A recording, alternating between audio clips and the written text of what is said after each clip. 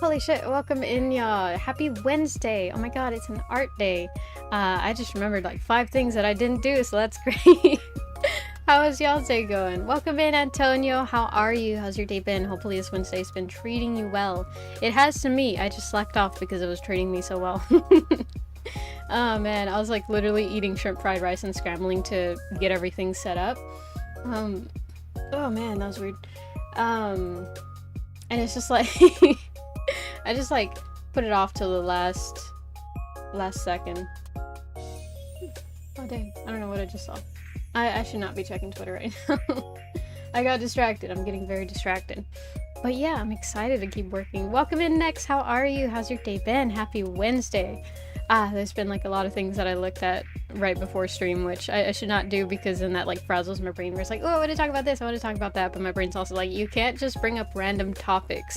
That's not the way that conversation works. So I have to kind of, in a sense, nerf myself, you know? Just to kind of make sure that I don't like, oh, hey, did y'all see this thing? I have nothing to say about it. Just want to know if y'all saw it. Oh, man. But I'm excited.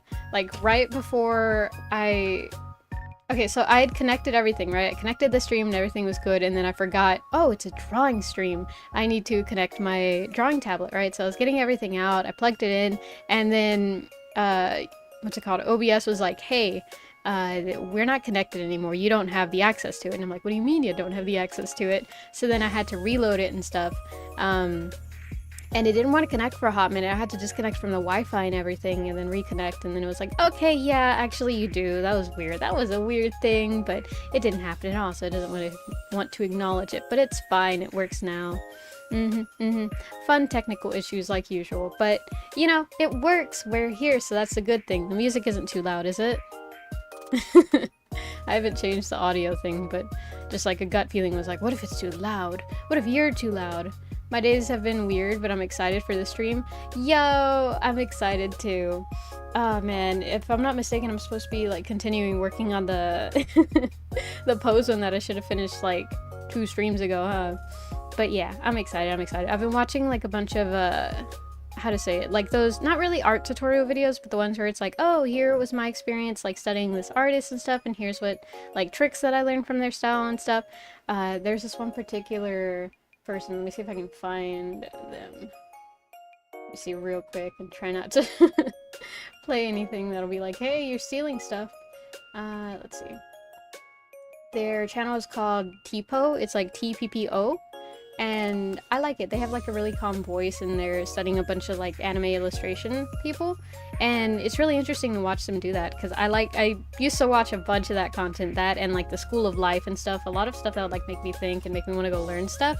Nowadays I watch a bunch of VTubers, so it's funny how it's kind of flipped, but I'm kind of getting more back into like the video documentary things that I used to watch. So it's been pretty fun. Hopefully the YouTube recommended has been, you know, treating y'all well too. I don't know about y'all, right? Because people, they're like, oh man, the algorithm, they're in your brain and they track you and they know what you want and they like know what you think and ooh, spooky, right? I kind of like it. It makes it easier for me to find things that I want to watch so that whenever I show up on YouTube, I'm like, I want to watch something. I want to be entertained. And YouTube is like, I got you. Here's this video documentary essay. And I'll be like, oh my God, that's exactly what I wanted to watch. Thank you.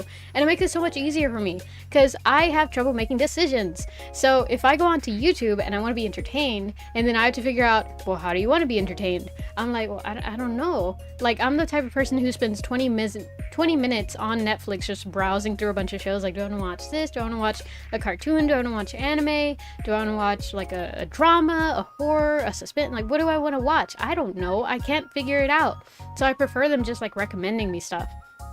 And so I like algorithms like that. Sometimes though, it messes up very easily. It always makes sure it like, for me, it feels like it makes sure, oh, I keep cracking my chair. It feels like it tries to make sure that, like, I know, hey, I'm not the FBI watching you. I'm in fact an AI that just like tries to predict your thought patterns and stuff and sees what you like. So if you click on one video just because somebody else recommends it to you and you don't really enjoy it, I'm gonna recommend you that for like the next week and stuff related to that, even if you didn't enjoy it. And I know that there's a way to kind of fix it towards that, where it's like, hey, I didn't really like this video, you know, don't show me more like that. But that's too much work, you know, that's the whole point of the algorithm. It's supposed to do that work, you know? Maybe I'm just too lazy. Oh man. Let's see. Hi Godzilla. How are you? How's your day been? Happy Wednesday. How do you feel about the algorithm? Is the YouTube algorithm good to you? It's pretty good to me. Occasionally it'll be like, oh, you watched one horror video or like one found footage video at like 3 a.m. last night because you ended up down that rabbit hole because you stayed awake too late. Well, here's like 10 more of those videos. And it's just like, I don't want to watch those in the middle of the day. Then I get scared in the middle of the day. So, yeah. And now we are watching You New. Yeah, that's true. If you ended up here, the YouTube recommendations are probably working somewhat. Unless, you know, you got here and you're like, oh god, it's this lady again. In which case, I'm gonna say I feel you, but also like... it's fine. It's fine, it's fine. There's like plenty of other things to watch, you know? It's like being on Netflix. I don't... How to say it? There's other shows that I enjoy too. So it doesn't offend me that it's like, oh, I also like watching this person. Maybe it's just not a paprika day. That's okay. Don't feel bad about not wanting to enjoy a content creator that you normally enjoy on a specific day. I don't know about y'all, but my tastes change from day to day. Sometimes I want to watch cooking competitions. Sometimes I want to watch baking how-to videos. Sometimes I want to watch ASMR. It's just like different per day. Don't feel bad about not liking a certain thing. Feel free to explore the different interests. For me, it's kind of like a... I guess kind of a spectrum, and I just kind of like teeter-totter from side to side, where it's like, oh, I want to watch stuff that's like not really stimulating the brain, so ASMR videos, slime videos, baking videos, cafe vlogs, you know, stuff like that, and stuff that then I'll switch to stuff that's like really entertaining, like, oh, hype streams, or like video essays, or conspiracy theories, you know, stuff like that. Feel free to like like don't how to say it, like, don't feel bad about wanting to watch different things, you know, because it's a normal thing, according to me. I don't I don't know how normal my experience is, because I also do that thing where it's like, how does that feel in my mouth? I know how it feels in my mouth, and then I go with that. So I don't know how normal I can really claim to be with backing it up with factual evidence, but to me at least it feels like a very normal thing to happen. I don't know how I ended up talking about that, but it is what it is. Speaking of which, right? Speaking of nothing, right? Have y'all seen, I guess I gotta be like somewhat careful about saying that, but not really. It's just, it's weird. On Twitter, right? And if you're not on Twitter, don't worry about going on Twitter. It's if you want to. It's only if you really, really want to. But follow my Twitter, because, you know, every now and then you'll see something weird from me. But there's a new video going around where it's supposed to be showcasing this like mixed reality thing on the, I think, MetaQuest or something, and I don't really know. I didn't translate the original tweet, but it shows Nina Maínez, right? It's like a doll of her, and you can like move it around in mixed reality and stuff, and I understand where they were going with it, like what intention, if it wasn't bad. I can understand what they were trying to do, like trying to be like, look, you can bring in people to like come and be, not really people, right, but like if it was a person, right, but it's like a doll. So it's like a life-size doll of this character of Nina Maínez, right, another VTuber, and it's so weird.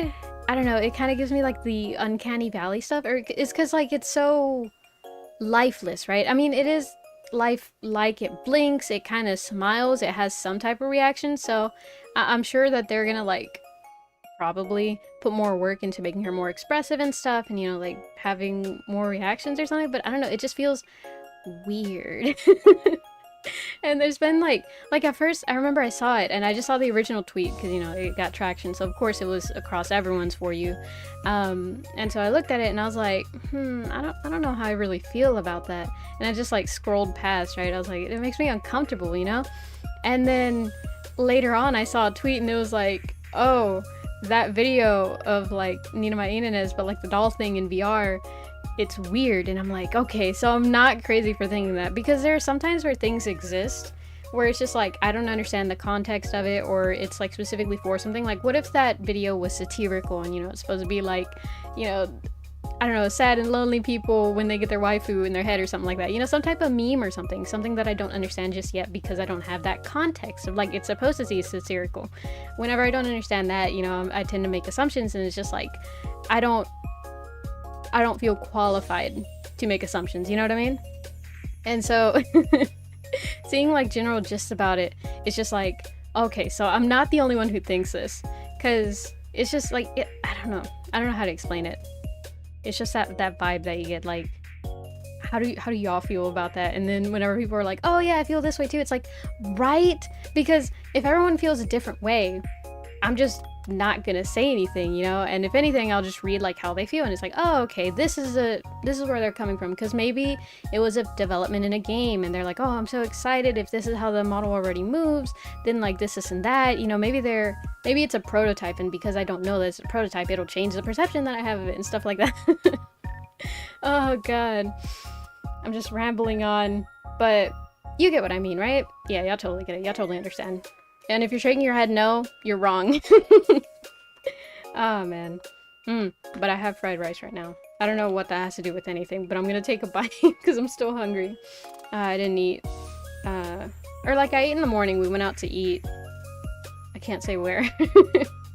But I have some like leftover fried rice. Where do y'all eat whenever y'all get like Chinese takeout? Because I don't normally get Chinese takeout, but I know that I like fried rice. So I just had my dad like give me a side order of fried rice, and that was it.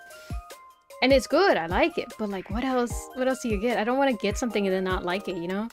So I usually take recommendations. I was on a phone with a friend whenever my dad was like, hey, we're gonna go pick up food, what do you want? I was like, I don't know, I don't eat from there. So I asked my friend like, hey, what do you eat from there? And she was like, I don't eat from there either, I don't know. Oh man, no, Panda Express? Yeah, it's exactly that. Yeah, just have the fried rice. It's not bad. I've definitely had better fried rice, but it's not bad. I prefer shrimp fried rice whenever the shrimp fries my rice. I like it better. They just have a better flavor sensation. You know, okay, this is just slightly related. I think you'll see the train of thought. It's okay. Y'all will follow my train of thought anywhere. Hopefully. But you know how you know how shrimp can see like more colors than us? Do you think they can taste more than us? Do shrimps have mouths? Do shrimps eat? They do, right? Yeah, most living organisms eat something. Whether it be like chloroplast. Like chloroplast is technically a living organism. Well, it's a cell. I don't know if it really counts as a living organism because it doesn't have multiple cells. I need to stop speaking so fast. But it eats like light in a sense. So most living organisms do eat something. So then what do shrimp eat? I know they eat something. I'm so certain that they eat something. I don't know, let me take this bite. It's gonna get cold. It is cold. Give me like 2 seconds, I'm eating.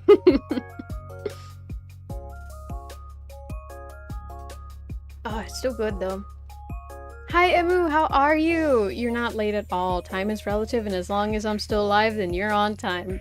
So no worries about showing up late. Time is a social construct. Oh man, I'm eating some fried rice from Panda Express. It's not bad, it's just a little cold. And it's funny because like I heat it up in a whole minute, and like in the microwave, right? 30 seconds is like maybe it'll be a bit cold. But usually it's like at the top it's hot. A minute is like usually it's fucking hot.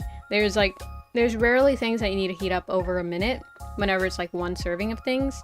So it was hot as hell whenever I got it, but because I was too busy setting up everything else, I didn't actually finish eating it, so the rest of it is cold, but it's fine. It tastes good. Oh man, I'm making a pillow fort in my RH dorm. Yo, that's dope. Every Christmas, me and my family, we make like a blanket fort. We get chairs and we like throw blankets over it to make like this big tent, and then we sleep all around the Christmas tree, and it's so cute. Such a nice thing, so I fucking love that. That's amazing.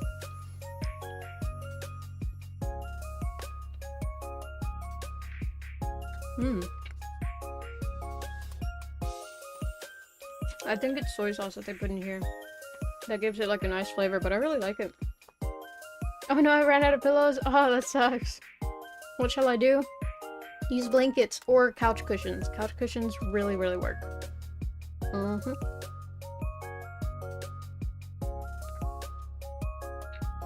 Hmm.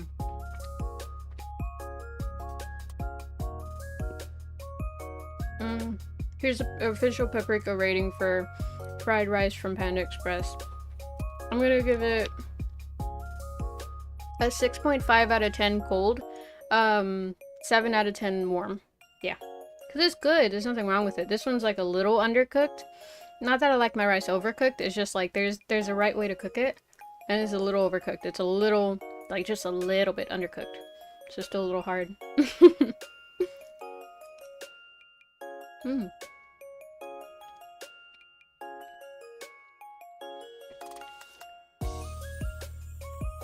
Sorry guys, I'm hungry.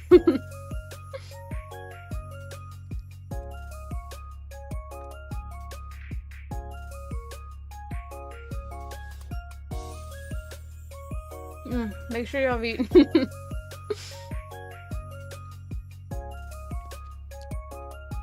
Okay, two more bites, and then I gotta go as in start the stream and stuff. Sorry, this probably isn't what y'all came here for, but it is what it is. See, that's the thing about live streams, you know? You get that in real time, I'm gonna eat, you know? It's privileged, for real.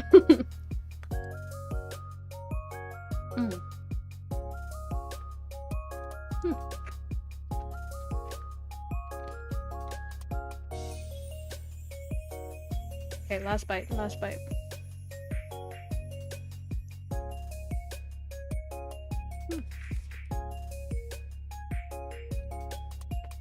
I'm gonna put it off to the side, hopefully the cats don't eat it.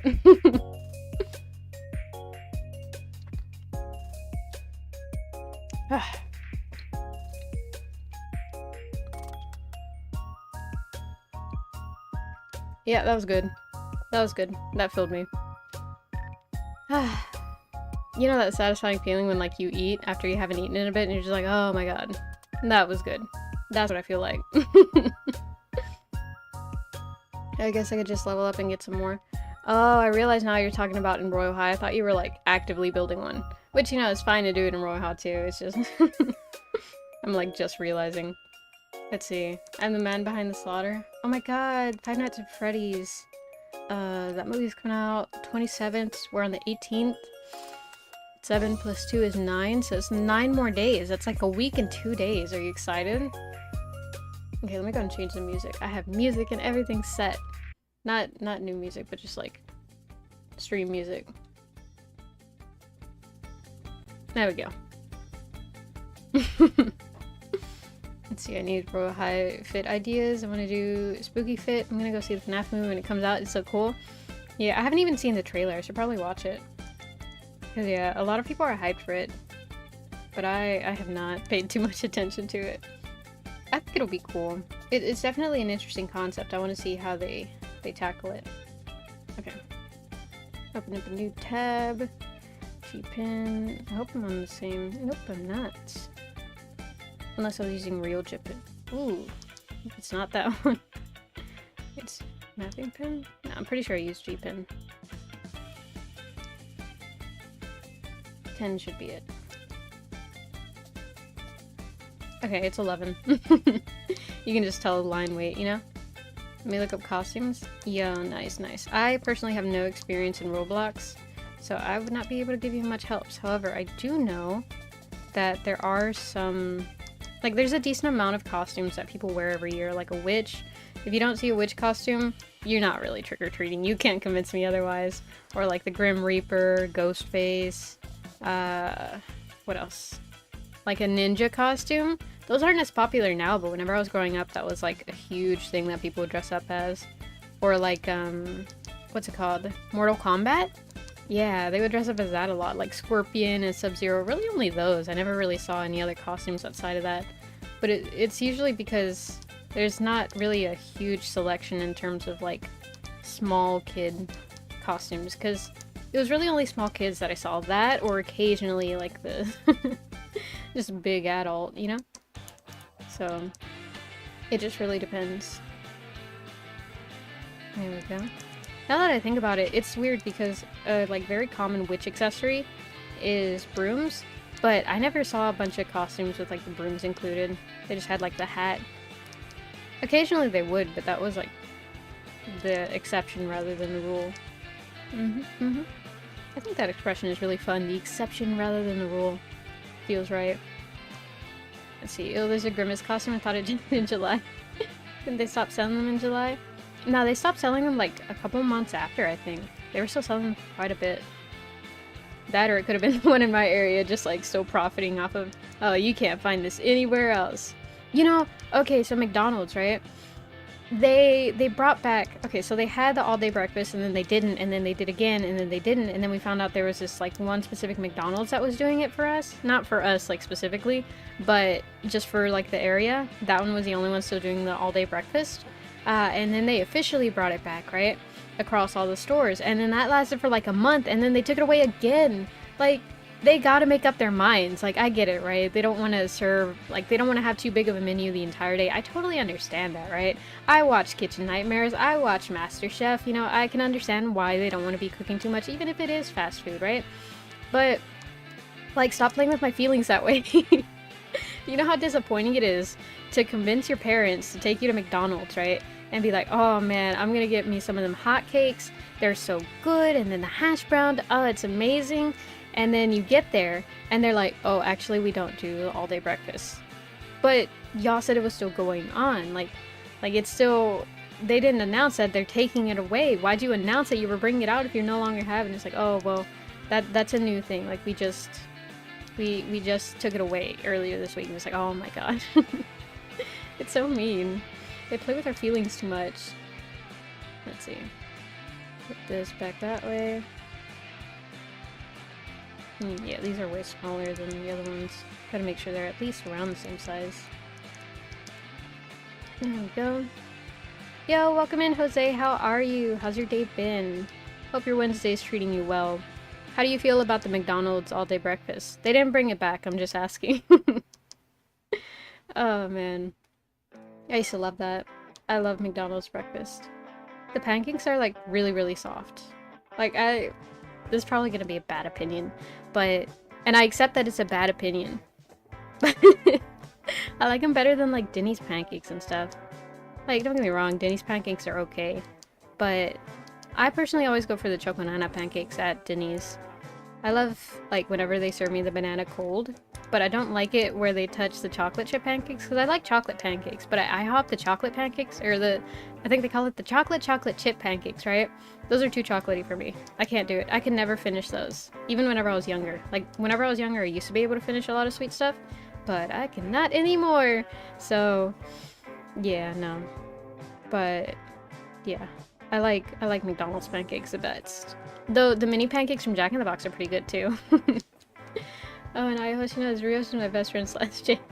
Yeah, I love the McDonald's breakfast, for real, for real. What about blueberry pancakes? Okay, only the ones from school, like the school breakfasts. The, like, little mini Eggo ones. Those I like, right? But everywhere else, I don't like blueberries. I like blueberry flavoring, but I don't like blueberries themselves. I know, I have horrible taste. I fully accept that. I'm not even complaining against that, you know? I understand it. But I really like, I don't know, there's just like really shitty ones. I've noticed that I have very shitty taste. Like the other day, not the other day, it was actually like almost a year ago now, I think. I went with my dad to the mall, right? And there was this pizza place that serves spaghetti. And I was like, you know what? I'm kind of craving spaghetti. So I got spaghetti. It was shitty spaghetti. It was like so watery. And like, I could tell you, it was shitty spaghetti. But I fucking loved it. It tasted amazing. It was like, I don't know, I just have poor quality taste, you know? And my dad watched me, like, he watched me eat it, and he works in the food industry, right? He works at this, like, high-end restaurant. And so, he, like, watched me eating, he's like, oh, man, those are horrible. Those are actually fire. For real, for real. Oh man, but he watched me eating, he's like, oh man, those would be horrible, huh? And I would just like nod, but in my head I was like, I really like the taste. It tastes really good. And I don't know, I like the watery consistency, and when the noodles aren't too like thick, I liked it, you know? And so I was just like, and then like at the end I finished it, right? Because it tasted good. It suited my craving, you know? So I finished eating it, and he watched me eat the entire thing, and he's like, you liked that, didn't you? And I was like, yeah. And he's like, but it's crappy, it's watery. And I was like, no, I know, I agree, but it was good. And so yeah. He still holds that against me. Not really, like, not actually, but it's something that he brings up every now and then, because he'll occasionally bring me like pastas from where he works, and they're really fancy, right? But I don't like fancy if it just means like thicker, you know? And they have like very girthy pastas that I'm just not a fan of, you know? I don't like too much pasta. I like it to be equal pasta and sauce, because if it has too much sauce, then I don't like it. But if it has not enough sauce, I also don't like it, you know? Unless they give like a weird sauce, in which case I can just scrape by with just the noodles. I've done that before. Oh man. So you knew it was bad but still liked it? Yeah, exactly. I felt bad about it too. You know, I didn't eat it and I was like, hey, you know, I'm so different, I'm so unique. I was like, oh man, I feel like shit. I like this. It's good and I know it's shitty. Oh man. I have a vivid memory of making a stupid movie called Stocks Are Going Down, a horror movie. And it was suspense music with stocks going up but flipped, so it looked like it was going down. Oh my god. It really do be like that. Very, very easy humor. You know, easy humor isn't bad humor. I love me a good pun every now and then. I think I mentioned that more than a couple times. But that doesn't change the fact that I do like them. I think puns are funny, and you know, they how to say it? Well, jokes in general, they do require more than just like, you know, saying something goofy. Nowadays, don't get me wrong, I still laugh at like dumb little memes where it's like, oh look, it's a piece of bread and it falls, right? And there's like suspenseful music, or like the screaming, I think it was the chipmunk or the screaming squirrel. I laughed at those, right? You know, I'm a simple person. But also the ones where it's like, it's based off of words and stuff, like it plays with words like puns, or stuff where the punchline is something like, I can't think of any now. But there's definitely been some where it shows that the person who created the joke had to be aware of like what words mean and like how it would be taken and stuff like that, you know? And I think we should appreciate those more, because if you were to come up with an original one from scratch, it's a little bit more difficult because it has to work, you know? And it has to be a very specific word in order for the joke to work. So I think it's good. I think it's cool, you know? Might convince my friend to do matching devil and angel costumes with me. Oh, that'd be cute. Okay, this one. There we go. I love me a good matching costume. Me and my siblings started matching costumes recently. Last year we all went as like different animal ghosts and stuff. And this year, ideally, right, if we actually sit down and make the costumes, we're gonna go as Pumpkinhead, so it'll be fun. They really enjoy stuff like that, and I think it's cute, so it's neat having a little entourage to be able to do that with. There we go. Being an angel fit right now because I have nothing else to do. Ah, nice. Let's see. I hope the lines aren't too thick. Nah, it looks good. I will not eat any mac and cheese unless it has ranch powder. Ranch and tons of cheese in it. It has to be Annie's mac and cheese. I don't know if I can agree with you on that. I'm not a huge fan of ranch. Ranch is subpar, and I accept that people like it, and that, you know, there's a lot of people who would kill for it, you know, love a good ranch, right? I understand that, right? No, that's dressing, actually. I was gonna say I eat ranch in my salads, but no, that's dressing. You know, to each their own, but I don't like ranch. Ranch on top. Oh my gosh, no. I remember being in school and there were those kids. It was always girls, now that I think about it. It was always girls that would do this, but they would like just flood the top of their pizza with ranch, and they'd be like, this is so good, and there'd be like ranch dripping from their mouth, and it was just like, how can you eat that? That's too wet. It's gross. I don't know how they did it. To this day, I don't like ranch that much. I mean, it's not bad. I'll use it whenever, you know, I need something to moisten the food. But it's just, it's not... it's not my cup of tea, you know? How what I do that sometimes? Oh my gosh. Oh my god. I see times have not in fact changed in the last room. Oh man. But yeah, you know, to each their own. Don't feel bad about liking stuff. Because stuff is good. It just depends on the person, you know?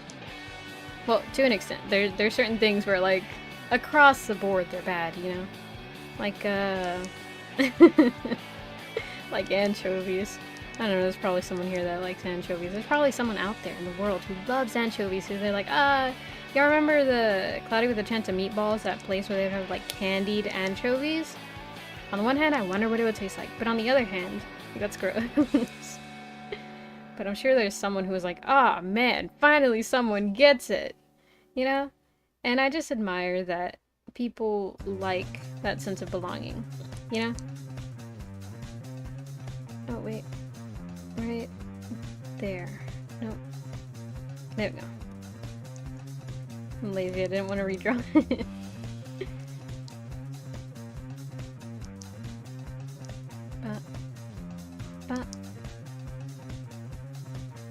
But yeah, I'm kind of glad that... I was thinking about Wednesdays, right?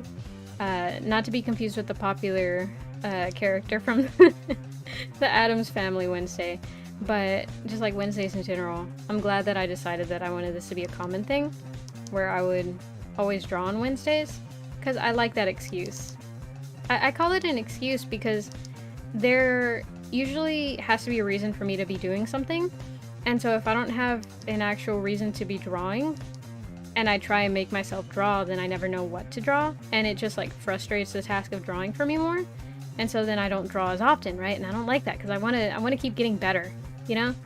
And so having this, at least it makes me less scared of picking up drawing again, because there are times where if I take too long to come back to drawing, I'm like, oh, but I'm gonna suck. And then I procrastinate picking it up even more. So, you know, I'm just happy. They're eating some Reaper hot Cheetos. They good? Oh my god. I remember seeing those. Oh my god, I kinda want to try some. No, I don't. No, I don't. No, I don't. That's the small voice in my head that I shouldn't listen to. You know, it's the one that looks over the edge on a 3-story building. It's just like, what if we jumped? You know, it would look so cool. We'd do like a superhero landing pose. It would be awesome. There totally won't be any repercussions. It's just like, no, don't listen to that voice. There will in fact be repercussions, you know? Well, if it isn't the consequences for my own actions, you know, that type of deal. Oh my god. I do Angel. They have halos and they're so rare to get. Ah, dang. They're not spicy? They're not? That's good. I would assume they are, because like well, I guess there might be different peppers, huh? Because the Reaper peppers that I know are like the Carolina Reapers, which I think at one point were considered the hottest peppers. But that may have changed now. Honestly, I'm not sure. I haven't been keeping up with the Scoville scale. It would be funny if like I kept up with that news and I'd be able to make videos where it's like, breaking news! The new, just announced, hottest pepper is now the... I think there was actually... I don't remember if it's like a new thing or if it's just something that a friend of mine found out, but they messaged me and they're like, hey, did you hear about this new pepper that came out? And I was like, what? No. And so basically this person had crossed 7 different peppers and they call it like Pepper X. And it was crazy to hear about, but all I could think about is like, why is everybody using X? Like the letter X is just popping off these few years. It all started with that one new planet that they discovered where it's like Planet X, and it's like, oh yeah, look, this one could sustain life and stuff like that. So I don't know. Ever since fucking... I was about to say geometry, but that's not it. Algebra. Ever since algebra, where they're like, oh, let's make the variables the letter X because we're not at all creative. And it's only till people start pointing it out that we start using Y and P and Q and stuff like that, because that's fun. Well, actually, they don't use Y a lot because Y is used for the solutions and stuff. And then Q is, if you write it fancy, it means something else in math terms, but I don't remember what. Because, you know, as you may remember, I'm not a scientist. I'm an anime girl online. Oh man, well, in Hispanic, so I have natural spice tolerance. Ah, that's true, that's true. Man, I'm glad that I do have a bit of that spice tolerance, but I just don't have the same, like, taste buds as a lot of other Hispanics. Like tamarindo, right? Hate that. I hate that. It tastes bad. I don't like it. I don't like it at all. Which sucks because a lot of people really like it. And they make a lot of desserts with it. So they're like, oh yeah, you know, this is so good. Do you want some? And I see, you know, the dreaded red powder and I'm just like, ugh. No, I'm good. Thank you. And I feel bad because they're like, oh, why? Why don't you like it? And I'm like, I don't know. I just don't like it. And then if it's with my dad, he'll be like, oh, you just haven't tried it. You just don't know what you're missing out on. And I was like, Dad, I've tried it a million times before. I don't like it then. I won't like it now. Maybe someday I'll like it. Probably not, though, because it tastes like ass. Oh, man. I feel bad, you know? I want to hang out. I want to be cool like them and be like, oh, yeah, look, I eat this spicy thing, and it's just like I can fit in with the group, you know. I want to fit in. I want to be normal, but it doesn't taste good. If it tasted good, I would be ganging it up, you know. If Paprika was able to like tamarindo, man, she would be amazing. But unfortunately, I cannot. So here we are. Yo, okay. How to say it, in terms of like hanging out, right, and having friends and stuff, I would say I'm a pretty social person, right? I have friend groups that I can contact and stuff, and you know, most of them, or some of them at least, I know that they, you know, they're the friend who doesn't have much going on, so I'm able to contact them, and you know, I'm able to hang out with them kind of at a moment's notice, right? We all kind of have that, like, somewhat of a free schedule, or at least I know when I can contact them, right? So I don't get lonely necessarily, and when I do, it's usually because of a bigger issue, not actually because I'm lonely, because people are like really just an arm's length away from me, you know? But my parents, they worry so much for me. They're like, you're always indoors, you never go out, you know, you don't hang out with anybody. You really need to hang out. The other day, like literally even my older brother and my mom got onto me. Not really they got onto me, right? But they were like, you never go out, you know, you never tell me anything in terms of like, you know, the social aspect of your life. And I was like, there's nothing going on. I have nothing to report. Oh man, what did you think about what I cooked the other day? Yo, that looks so good. I started craving it. And that's why the first thing that I asked for whenever my dad was like, I'm going to Panda Express, I was like, shrimp fried rice. And he was like, they don't have that there. And I was like, oh, I don't know what else. Oh man, but I love shrimp. Shrimp, I had it, okay, so at one point my mom made this soup, right? And I'm not sure what type of soup it was at all. I'm not sure of the name. I'm not sure like if it was a Hispanic soup or what, but I guess it was just like sopa china and they put shrimp in there. And that was it. No, it wasn't. It had this like caldito in it, you know? They had vegetables in it and it was like a broth. It was good. It was like, I don't know, thicker. Not really thicker, but just like, I don't know how to explain it, you know? But it was tastier, you know? It was definitely tastier than the regular broth that they have in, what are they called? Maruchan's, ramen, sopachina. Like, there's a bunch of different names for them, but y'all know what I mean, right? For those, it was like that soup, and they had actual shrimp in there. That was the first time that I had shrimp, and it's kind of weird, but I really like it. Like, it's weird as in it looks weird, you know, and if they don't take off the face, then it makes me uncomfortable. But, like, shrimp is good. Shrimp is good. I would say it tastes like chicken, but it doesn't. It's like, I don't know how to say it, but if chicken was artificial, that's how my brain gets to shrimp. It's like chicken, but fake. Not to say it's bad, right? It's not like, oh, it's a McDonald's chicken nugget. No, I like it. But it's just like, I don't know, it has that consistency that I feel like if it was harder, it would squeak whenever you bite it, you know? I don't know how else to explain this. Is possibly I want to say the worst explanations for shrimp, but I think y'all know what I mean, right? Surely y'all know what I mean. Oh man. There we go. But yeah, there's like a lot of good foods out there. Never be afraid to try foods. Because the amount of foods that I've had where it's just like, oh, where have you been all my life? It's amazing. There we go. I don't like how in this arm is. Might bring it out here. There we go. I think what I need to learn, like legitimately in terms of art, is color theory. Because I'm fucked when it comes to coloring. It always takes me so long, and usually the pieces that I end up liking, I like just flood them with overlay layers and stuff and like go more in depth with the lighting. But well, again, that's like a big part of coloring, so I'm sure it's not that I suck that much, but you know, I need to get better. I need to get more confident with them at the very least, you know? There we go. Yeah, art is hard. I mean, not really. Well, a little bit. Because I was gonna say, it's really just like a skill and you beef it up.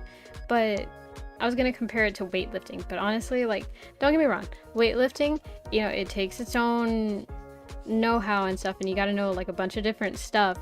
But at the end of the day, aside from, you know, like the eating habits and if you actually want to bulk up, you know, what proteins to use and if there's a diet that you need to go on and what fits your body the best and what your goals are, you know, there's a bunch of different like little things that go into it too, in terms of bodybuilding. But at the end of the day, like a majority of the work that you actually end up doing, aside from those other things that like depend on what your goals are, it's mainly just, you know, lifting the weights or, you know, doing the actual exercise, right? That's like the main part of it. But with art, it's not really you just draw. Well, there is a bit of technique also in weightlifting and stuff. Like, I'm trying not to be like, oh, well, you know, that's easy. You know, it's just I don't want to be like sports fans are to cheerleading. So like, oh, you just dance around and stuff to music. Like, no, there's a bit of technique in it. I do acknowledge that, but I feel like with art, it's a lot more thinking based. Well, it fluctuates a lot, right? Because you start off and you just kind of sketch and you're like, okay, what do I want to do? If you already have a vision, perfect. You know, just autopilot and do your best to kind of sketch out exactly what you want, and then like there you'll get to it, right? But when you get like further in the step, if you're actually making like illustrations, right? I'm talking about illustrations specifically because just sketching, that's like the very, I'm gonna say easy thing to do, but only if you don't care. Because the moment you're like, I want this to look good, I want to be able to show this to people and be proud, it changes everything. Oh man, you're like so worried about, oh man, this arm doesn't look good, this like finger doesn't even look like a finger, oh man, I should rethink my whole career path, you know? But art can be like very, very thinky based, you know? Very like, oh, what do I do here? Does this look right? This is a collection of fingers. This is 5 fingers, you know? And like technically this isn't even right either.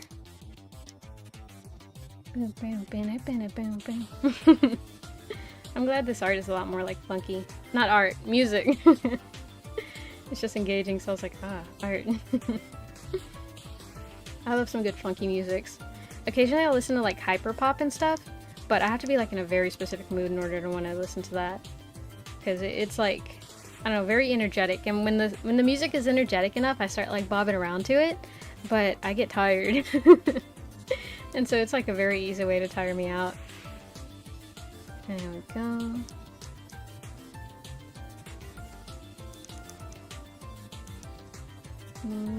Erase this. There we go.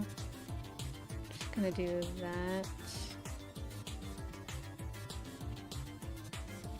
Will this look okay? I'm not sure. There we go. You're an anime girl, you're also my best friend. Just on the internet though. Cause that is the extent to which I can be. It's weird thinking about how people like exist on the internet, because it's essentially like how to say it, there was this like whole lecture that I had to sit through whenever I was going through the internship program that I did, where they were like, oh yeah, there's gonna be a lot of, I think they call it code switching, where essentially, you know how you talk to your parents a different way than you talk to your friends, a different way than you talk online and stuff, you know? And so content creation is kind of a form of that, you know? Because there's like I don't say, or I don't speak exactly the same way that I do as with like some of my friends, you know? Because there's like certain things that just like don't don't translate well. And I'm also like a lot more quiet. I will allow us to fall into more quiets and stuff online with closer friends at least, because like I understand that a lot of people don't like they feel awkward whenever you fall into silence, right? But I really don't mind the silence.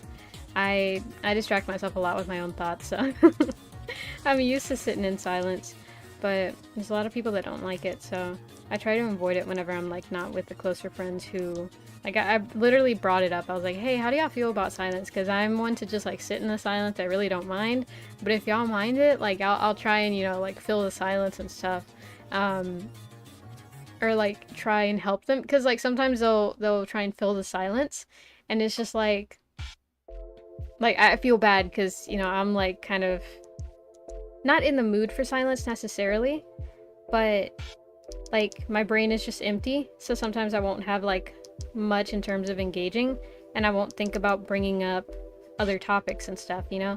But if they're like, hey, you know, I don't like the silence too much, or I really want to be distracted right now, I'm like, oh, no worries, and I bring up topic after topic, I show them memes and stuff, you know, I make sure I'm like very engaging and stuff. But yeah.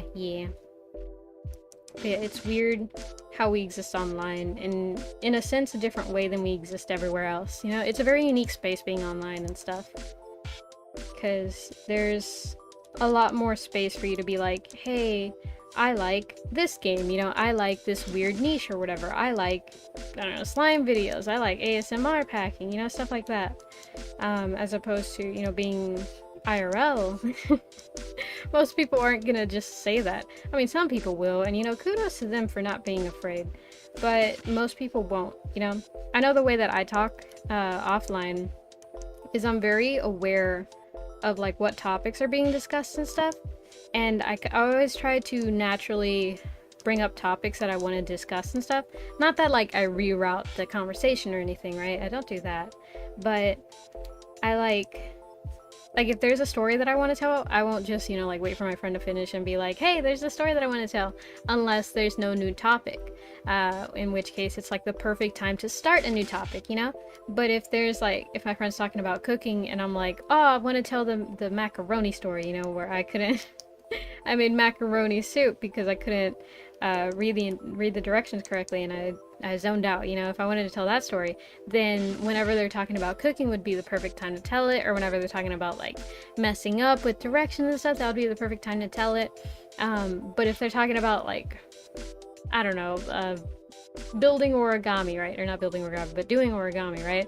It's probably not going to be the best unless they're like, oh man, I was so bad at origami, I read the instructions and everything, and I still messed up the folds. I'd be like, speaking of messing up folds, you know? Or not really messing up folds, but messing up steps, you know? And so yeah, it's just, I'm very aware of how I communicate and stuff. For the most part. Sometimes there's shit that I say where I'm like, didn't mean to say that. That was not a thing that I meant to say. Gotta go thinner lines here.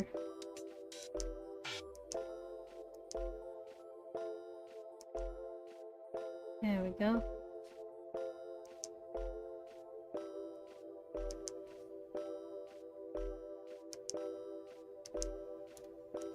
I'm turned this way. Yeah, so it should be that way. There we go.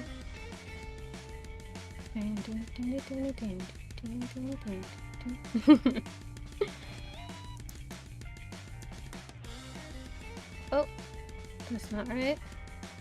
There we go, there we go. I played Battleship with my dad today. I don't know, I'm slightly distracted, so I'm just like, whatever comes to my head, you know? But I played Battleship with my dad because there's this, there's a way that you can play it on your phone. It's called, what is it called? I don't know, it's like a slightly off-brand one, right? But, whatchamacallit? We played while we were waiting for food at the Denny's, and it's just like, did I win? Yeah, I did win. I had to think for a second because I played against my brother too, like the weekend before, and he fucking obliterated my ass, so yeah. I'm not the best, as usual, I'm not the best, but I'm decent at it, I think. It's just my brother. He like, it was horrible. He would send a bunch of planes, right? Because like that one gives you little like bonuses that you can use or whatever to find more of the people's battleships, right? And so whenever I wouldn't buy them, whenever I wouldn't buy the upgrades, he would send out a bunch of planes, right? And then whenever I would buy the upgrades, where if they sent a plane over that area, it would shoot them down, right? So whenever I did buy those upgrades, he wouldn't send not one plane. But somehow he managed to have those like same things that would shoot your planes down everywhere where I would send my planes. And like the planes cost money, like not real money, right? In-game currency that you earn from, you know, just playing the game and stuff. But I was like, how the heck do you keep shooting down all my planes, man? Oh man, it's very fun. I highly recommend to do that with friends. Let's see. I just realized I had a huge donut floating in my inventory, so I can resize it and make it into a small donut on a plate. Oh, that's cute. I feel like Roblox is just like The Sims, but like Lego style. Well, not really, because The Sims kind of do what they want, but Roblox, it's you're the player. So it's like if you could play as a Sims. Well, not really. I guess the only thing remotely similar about The Sims and the Roblox and Roblox is just that it's kind of like a sandbox game. Is that what it's called? Not really. I mean, kind of, a little bit. It's like simulation sandbox, I guess, technically. There we go. I don't... Like, I kind of get the hype of Roblox, but also I don't care for it at all. Just because of, like, the amount of younger... Well, not really, because if it was... I don't know, I just... So I was gonna blame it on, like, oh, there's too many, like, youngsters on there, right? But that's not fully what it is. It's just, like... If a game's not that pretty, I don't care for it. And because, like, The Sims also bores me for almost the same reason, where you have to, like... How to say it? It's like those city builder ones, or those tycoon ones, where like, oh, I want to buy this thing, so I have to like earn money. And now do bear in mind, right, I haven't played Sims in like forever. I played it whenever it first came out on like this shitty Android phone. Not to say Androids are shitty, I love Androids, but it was just like, that phone in particular was shitty.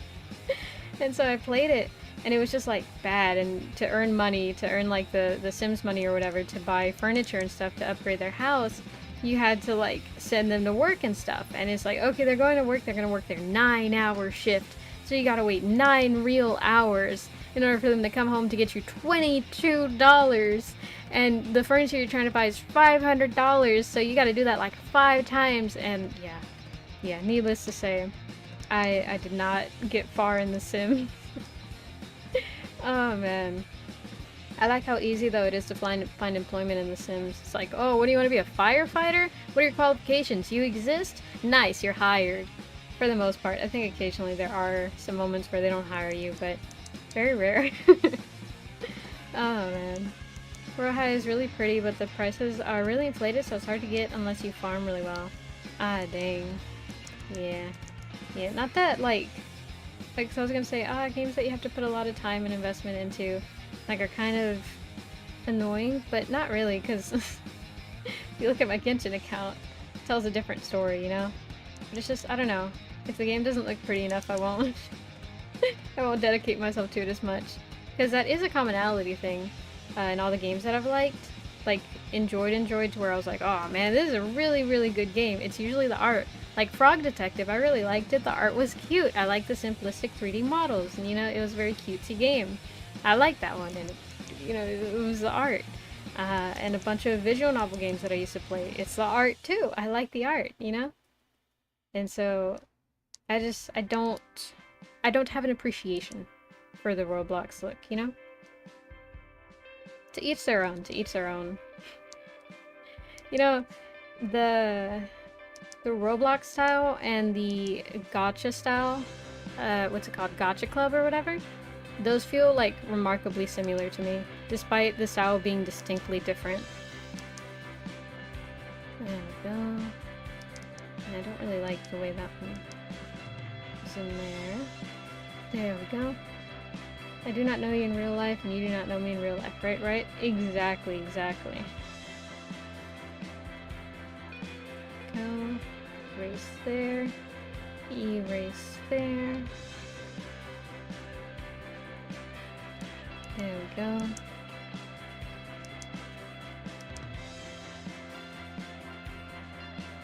Like that.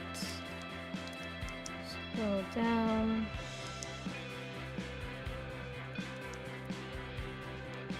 There we go.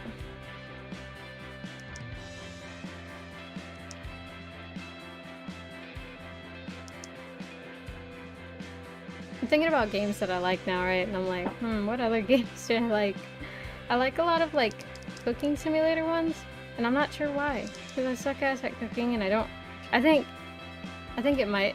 Okay, where to start, right? There's like 7 different thoughts spawned on my head, and it's just like, where do I begin to tackle all of those? But essentially what I was gonna say is that I think I like simulation games because they allow me like an easy way to try other things that I'm not like necessarily able to do just right off the bat. Like for example, one that I really want to play is Power Wash Simulator, right? I'm not gonna go and buy a power washer, and even then it's like kind of dangerous to just buy equipment that you don't like have experience with, you know, or for a specific project, you know. It's not a very wise financial decision is what I'm gonna say there. And so like simulators give an easy way for me to try different things. Like I like fishing and stuff as like a function in certain games, so I think I would like fishing simulator games and stuff, but I don't think I would like it in real life, but that's for an unrelated reason. But let me go ahead and tell you that story, because that story is kind of funny. So at one point I went kayaking with this environmental club, right? Because I was in an environmental club once. I tried a lot of stuff. I've done a lot of different things. And I always like picking up new experiences, you know? It makes you a more cultured person. Kind of, not really. Just gives you experience with a bunch of stuff. But we went kayaking, right? And the instructor at the beginning told us, do not, under any means, right? Like no matter what happens, do not stand up in your kayak. You could tip yourself over and fall, and trust me, whatever is making you stand up is not scarier than what's under the water, right? Because where we live, the water is not that great. And so they were like, do not, you do not want to fall into the water. We don't know what's in there. It's very murky.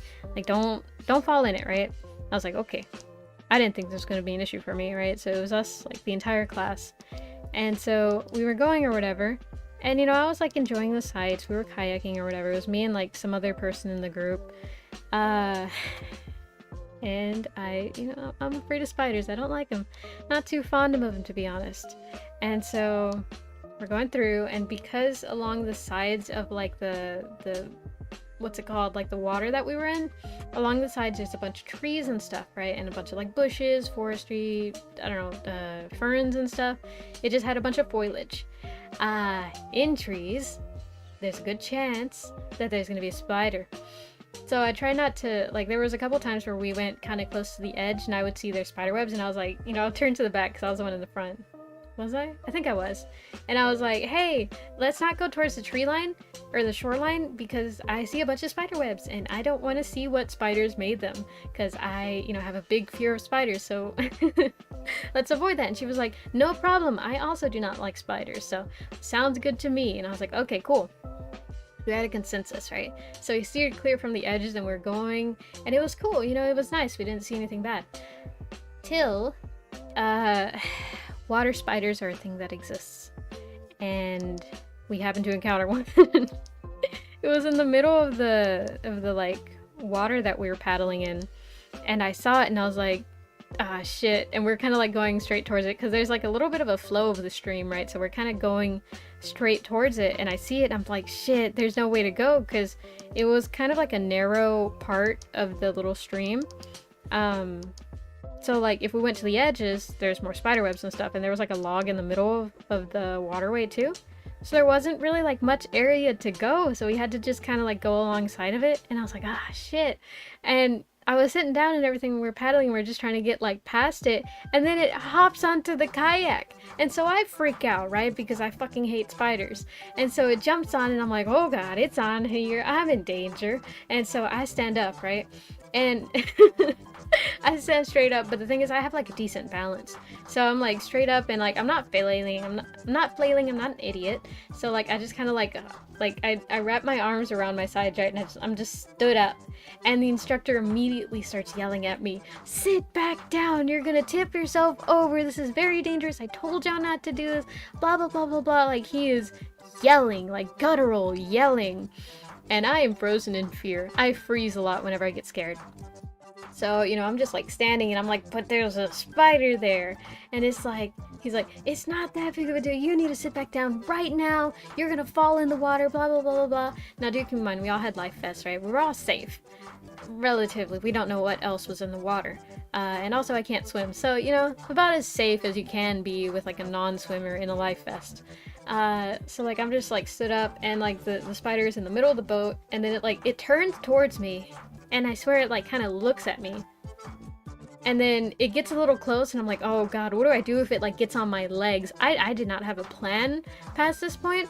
I was fucking scared shitless, and then it just like it kind of veered towards the side and then went about its way and it like scurried off. It's almost like it saw me standing up and it was like, whoa, look at that, that's crazy. Alright, I've had enough here, and then it just like skedaddles away, and so it goes away, and then I sit back down, and you know, like the instructor kind of tells me off, not really tells me off, right? Like, he wasn't using any bad language, but he was like, you need to be safer, blah blah blah blah blah, there's a lot of dangerous things that could be in the water, blah blah blah blah blah, what if there was a snake under the water, you know, like, there's not much that we would be able to do in the event that you did fall in, blah blah blah blah, like, he was lecturing me. I took none of it, I didn't care, I was safe from the spider, I did not regret what I did. And luckily that was the only time. We were the only boat to have like encountered a spider that got on their boat. So definitely felt lucky then. But yeah, you know. Now I don't go kayaking and stuff. I'm not a very outdoorsy person because I realized spiders can like basically be anywhere. They can be in trees, they can be on mountains, they can be in forests, like anywhere outside, in short grass, they can be there. So my fear, or rather avoidance of spiders have made it like nearly impossible to be an outdoorsy person. So that's fun. Oh man. On your wall. For real, they get inside too. That's the worst part. There's like no being away from them. There's no way to like stay safe. They're everywhere. And it's horrible and I hate it. Oh man. I envy people who like do not care. Nowadays, like, because of how many times people have made fun of me, like, oh, it's just a tiny spider, it's not gonna do anything, it's more scared of you than you are of it, blah blah blah. Like, no, the spiders know, okay? The tiny ones, some of them have like guts. They're like, oh, I get it, you're scared of me, huh? And then they come closer to you and it's like, I will kill you. I have a fight or flight response right now, I'm in flight, but if you get towards me, I'm gonna fucking smack you, okay? You are small enough for me to smack you. It's the jumping ones that I'm fucking afraid of the most, because if they jump, like if I hit and then they like side jump and then they go towards me, like kind of the Fury Rush in Breath of the Wild, I'm fucked, I'm dead. I don't care if I actually die or not, I'm dead, like physically, mentally, emotionally, spiritually, I'm just dead. That's the end of Paprika. Oh man. Yeah, legit, it's the worst. For real, it's like, it is so bad. Oh man, I don't know how people in Australia do it, because I've seen, you know, some of those posts where it's like, oh yeah, look, this is an Australian spider, and I'm just like, ugh, how do you know that exists in your area? Well, then again, I've seen spiders that exist in my area, and it's just like, oh man, I hope I never come across it. So I kind of get it to an extent, but it's just like, I don't know what I would do if I came across one in my own home. Like those videos of people finding them in their homes and stuff, and they're like trying to get them in like a bucket or something, or like a tupper. It's just, what, I don't know what I would do, because the thing is, like, the only things you can do, right, there's 3 different solutions for it. Either you like walk away and just hope it doesn't follow you and wait till you lose it, and this is like a tactic that I use a lot. I just kind of like leave it alone, and there's an issue with this, right? A really big flaw with this option. when you leave it alone and lose track of it, you don't know if it leaves, you don't know if it hides, you don't know if it sets up a nest, you don't know if it lays eggs, you don't know what happens to it. So it's kind of just an issue waiting to reoccur, you know? So it's not the best option, but I acknowledge that it's not a good option, but it's the only way like that I avoid confrontation with a spider that I'm not sure that I'll be able to win, you know? Oh man. So there's that one. Or, you know, you could be brave and you could catch it and you could let it out and you could get like, you know, brownie points in your soul of like, I'm a peaceful creature and I let those that like come in contact with me live, because it's just a little guy in the wrong time and wrong place. And there's like a poem about it where it's like, I hope that the world will be as gentle with me as I am with a spider, because like it was just in the wrong time in the wrong place, so I hope that whenever I'm in the wrong time and wrong place, the world will also be gentle with me, like something like that, right? It's a very cute poem. And it makes me feel bad about the time that I kill spiders. Because, you know, sometimes I kill the spiders out of panic, out of fear. There was one time that I felt something on my leg, right? And I was sitting on my rug in my room, and I felt something on my leg, and I thought it was, you know, like a hair or a piece of lint or something like that happens, you know? And so, like, I felt something crawl, and I was kind of like, whatever, and I kind of, like, moved it with my hand. And I was drawing, right, so I was focused, so I didn't actually look to see what it was, but then I saw something kind of like move in the carpet, and I was like, well, that was weird, but it's probably just like, I don't know, a hair that I stepped on, and it made the carpet hairs move. And then it keeps moving, and it moves like off of the rug onto like the tile floor, which is white, so it's like very big contrast with the thing that was moving, and I was like, whoa, that doesn't look like a hair, what the hell was that? It was a spider. It was a spider like the size of a quarter, which is a decent size for me.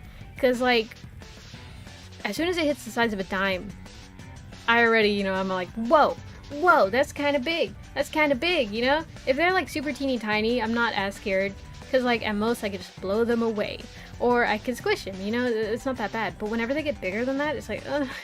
It could climb on me, and if I'm not like careful enough, I could miss it and it'll just like go away, and then I'll lose it and it'll just be like forever haunting me, like in the edges of my room, you know. I don't know where it'll go. So it's fucking scary, dude. But yeah, what I ended up doing was I mustered up so much courage, and I got a broom, and like, cause it went underneath this like set of drawers that I had, so I grabbed the broom and I kind of like swept underneath the drawers to bring it out, and then whenever it came out, I like smashed it with a shoe, and I felt so proud of myself. I know it's not like the nicest thing to do, right? I totally get that, but like, you know, trespassing is a crime. Oh man, like I really don't mind bugs as long as they stay outside.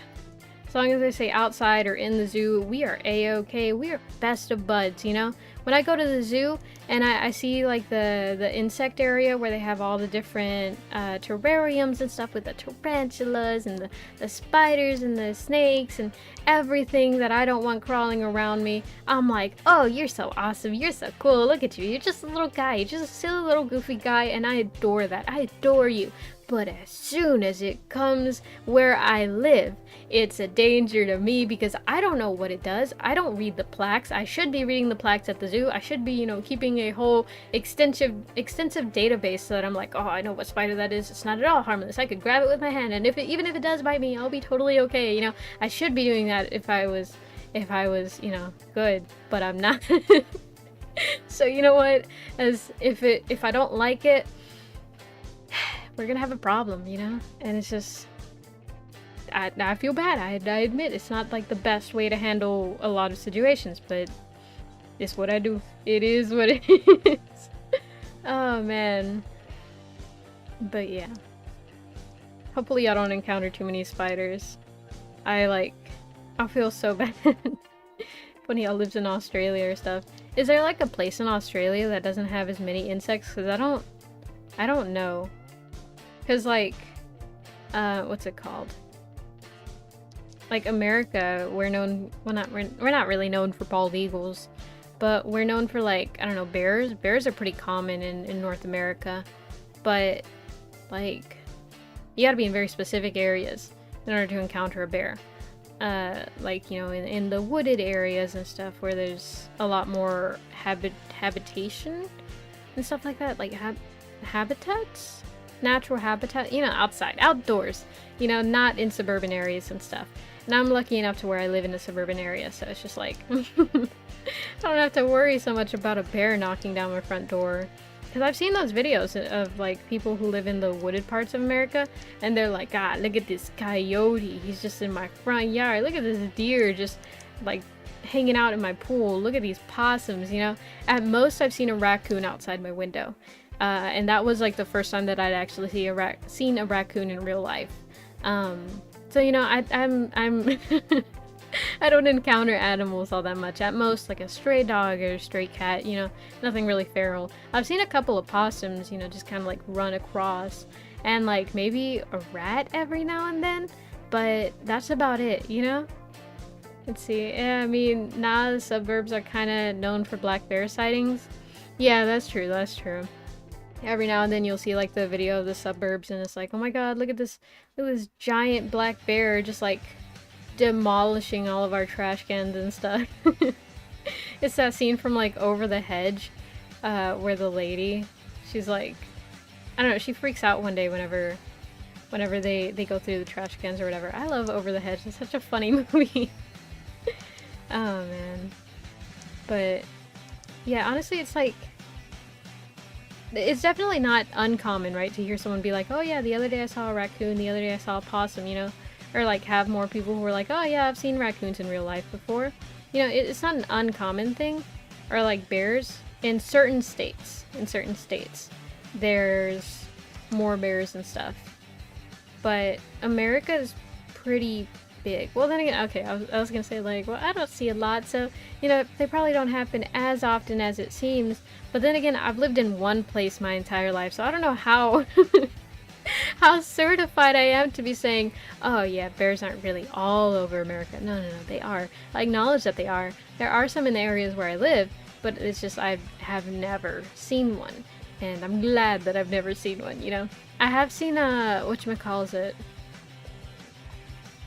I'm not sure if they're alligators or crocodiles. I don't know the difference. I mean, I know that there is a difference, and that, like, I think alligators are more of like this shape. Like they're like that, and then crocodiles are more of like a this shape, you know, like that's all I know about alligators and crocodiles. I don't know much about them, but I know that one of those species lives, like, it's not uncommon to see it close to where I've lived, and I've seen like, I think one time in a park that I went to, but that's about it. You know, I don't see a lot of animals. Which, not to be like, oh, I don't want to see animals everywhere, I don't like nature, blah, blah. Like, no, not that. You know, nature is cool. I like going through the zoo, I like going through parks, I like going on nature hikes. I just don't like getting too close to it, you know? I'm definitely far from, what is it called? that guy, Stephen Irwin? Is it? That might not be his name. But the guy who, like, who had, like, a really big passion for animals and stuff. And his son now works with animals and stuff. Them and like the Wild Crab brothers, you know? Like, I watched wow, I was about to mispronounce that so bad. I watched the Boomafoo growing up, you know? I like Wild Kratts, you know? I love watching that cartoon every now and then. Like, I like it. I like nature. I just, you know, don't know how to navigate through it. And I acknowledge that it's unsafe, so that's why it freaks me out so much. There's a higher density of gators in the US than crocodiles. So there's probably alligators. Yeah, that does make more sense. That does seem to like ring more bells for me. But I just like, I never know the like actual difference. So it'd be funny if I spent like half of my life being like, oh yeah, you know, alligators, alligators, alligators, and then they were like, oh, actually it's been crocodiles all this time. But yeah. Have y'all ever seen like I think it's like an albino crocodile? Or like, honestly, just albino animals are so cool, you know? It's so crazy. Just like a genetic mutation, and then like, boom, look at this unique coloring of an animal. It's very cool. I wonder if they're albino red pandas. Because I think, like, there's a... I think there have been, like, albino colorations of almost any animal. I think... I know... Okay. I have this really strong gut feeling, but I can't remember ever looking this up or reading this anywhere. But I feel like there are some animals that are exempt from, like, being able to get that trait of being born albino, but I don't know that for sure. So, you know, then again, I doubt, you know, most people would be like, oh man, I'm gonna study for my next biology test based off of whatever this oh my god, whatever this anime main wolf girl has to say, you know. Oh, she says there's more crocodiles in the US. Alright, if that's what she says. Like, I'm not at all certified in almost anything that I talk about. I don't think there's anything that I'm really certified to talk about. But, you know. Oh man, hello, it's been a while since I've been in the live. Yo, welcome in. I don't think Stream Elements is working. I need to disconnect it and reconnect it. I was gonna do it before the stream today, but it was like 10 minutes before the stream starts. I didn't want it to break and then and then not be able to use Stream Elements at all. Actually, it might be completely broken this time. Oh man, but it is what it is. Right, it is what it is. I'll try and have it fixed next time though. Well, I say that, but I don't really know what's broken. I just know that it's broken. I'm assuming, like, I'm just gonna power cycle it essentially and hope for the best, because that's all I really can do. That or I have to submit a ticket. I should probably go ahead and submit a ticket and be like, hey, Stream Elements is acting funny. Help. How dare it. It better not get rid of my points. Nah, I don't think it will get rid of the points. That's a good thing. It doesn't, like, affect the points counter or anything. Because that's through, whatchamacallit, Streamlabs. Yeah, that's through Streamlabs, so it's not gonna affect that. Okay, I'm just gonna, like, grab this hand and copy-paste it on the other side, because I don't want to have to redraw it. I was gonna be so worried about the sale, but I forgot they're on different layers. Big brain time. Actually, I don't have to do that. I don't have to do the whole copy-paste. I forgot I'm working in Clip Studio. So much easier. I'm so used to, Procreate and stuff. There we go. Let's see. Have over 5,000, so... Yeah, that's true, that's true. You know, for a second, actually, I was gonna try to, like, mess around and see if I could get, like, a first, command thing going, to where, like, it could only be redeemed one time. Like, kind of the same way that Twitch has it set up, to where it can only be redeemed once per live stream, and then whoever gets it, like, that's who was first, right? But I realized once I started, like, trying to set it up, as soon as I hit, like, oh, enter new custom command, I was like, ah, wait, the like, logic for that would be kind of like, oh, first person, or like, it's only available one time per stream, so once it's activated, it can't be activated again in that stream. But then I would need also a way to assign one user to the variable, like, first or whatever, so that the response for someone trying to activate it after that would have to be like, oh, this person has already, or like, first has already been claimed by this user, you know, something like that. And I don't know exactly how to set that up. So, like, I know essentially the theory behind it, but in terms of how to actually make it in, like, the Stream Elements bots, I know that's gonna take me, like, a little bit longer, and rather than, like, make something half-assed, you know, I'm gonna try and actually, like, do it. But as you know, there's still, like, a lot of stuff that I need to actually finish fixing, so yeah. Eventually. Once I get around to it. I'm gonna go take a shower and edit, so see ya. Alright, thanks for popping in and saying hi. Appreciate it. There we go.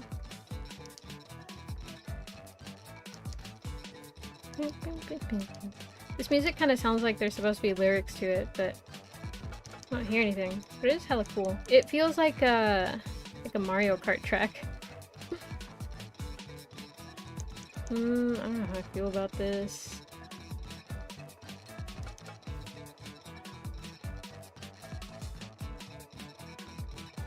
I think I'm gonna, like, copy this one to where it doesn't have the bottom of the hand right here.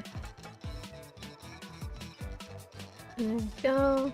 Go ahead and change this angle too. Just rotate it more. There we go. You know which animal that is like, it's like, oh, this is really poisonous, be careful with it, but it, like, and I'm gonna say this and it sounds dumb, right? I acknowledge that it sounds dumb to me as I'm thinking it, Komodo dragons don't look like they should be venomous and stuff. But they are. They're like highly dangerous. They can like, I think, I forgot who told it to me. It could have just been like one of those like, oh, look, like one of the things that my mom said to scare me or something. But if I'm not mistaken, somebody told me that like, oh yeah, they can eat children, like just gulp them whole, like just nyam, and that's it. The child is gone. So like they're very dangerous and stuff where they natively live, and it's just like, whoa. But like when you look at a Komodo dragon, it's just like a little lizard. I mean, it's not little, right? It's big. It's big. But it doesn't, I don't know, it, to my mind, it doesn't read as something like, wow, that's highly dangerous. Like, I'm more scared of a python than a Komodo dragon, you know? And pythons, are they venomous? Are they poisonous? I think they are. I think they are, because they gotta, like, they bite their prey first, and then they, like, swallow them whole, which is so crazy. I can't believe there are actually animals that, like, unhinge their jaw. And, like, the bite power of a hippo? Why the hell am I talking about animals? I, like, just zoned in from what I was thinking. Holy shit. But yeah, I don't know, it's just, like, there's, you know, those animals that exist where it's just like, oh, they're very dangerous, be very careful, and it's just like, I can't believe they're dangerous. Because, like, see, I say that, and I would think, like, oh, a chimpanzee, they're not dangerous. No, those scare me. Those feel dangerous, you know? There's, like, certain auras that some, and I say auras, right? But I'm not like, oh, what's your zodiac sign? What's your star sign? Like, no hate to, you know, if you're into that or whatever. I just don't understand it. But the vibe that they go off, you know? Komodo dragons don't feel very menacing. They just feel like something that exists to where if you hurt it, right? If you're mean to it, then yeah, it'll be dangerous. But just by itself, it's not really that big of an issue or like big of a thing that you should worry about, you know? But chimpanzees, I feel like something that would start a problem, you know? They'd be like, ah, I want to fight, let's fight, and then, you know, you'd have to fight a chimpanzee. Which, like, I don't know if anybody here hasn't heard of it, but there was, not a story, right? This is an actual thing that happened. There's this woman that had a pet chimpanzee, right? And she cared for it like her son or whatever, something like that. I don't know, it just freaked out one day, supposedly, and it tore her face off. Which, like, I mean, I don't know about y'all, but that freaks me the fuck out. So now I know not to fuck with the monkeys, you know? That's scary. I don't get my face torn off. Oh man. And like, not only does that sound horrific, because you know, like you think of horror movies whenever, like, I'm sure they're, like, I can't remember any now, but there have been horror movies where they just like, oh look, I've removed my face. You can see all like the under parts of my face and stuff. Like, that's already gory to think about. But, like, to experience it, the pain, ugh, that's not something that I want to go through, so, like, those feel very menacing, specifically because of that story, but, like, still, if you just, like, watch chimpanzees and stuff, they're just, like, I don't know, they're menacing. There we go, and right there. There we go, and I can switch over to this one and finish doing this. Forgot to do it. I don't know, what type of animals do y'all not like? Cause like, man wolves, they don't feel scary, right guys? I'm not scared of y'all, right guys? Not very spooky animal. I'm just a little guy. There we go. And then down here. Okay, I just gotta do the rest of the leg. Easy peasy. For a split second, my brain was excited, and I was like, oh my god, we're almost done. We're not, but we're getting closer to being done, so that's a good thing. I gotta, like, look all the way around the mic to see the buttons on my drawing tablet. Because despite what muscle memory will tell me, there are times where I still forget which buttons are where. There we go.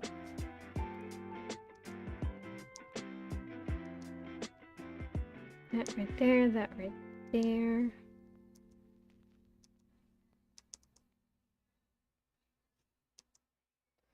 it's funny because, like, okay, I'm still thinking about animals, right? Animals I could think about for days on end. There's just too many animals, a bunch of different types of animals, a bunch of different things to think about whenever it comes to animals, so. Oh man, that's something that I I could find a million topics to talk about.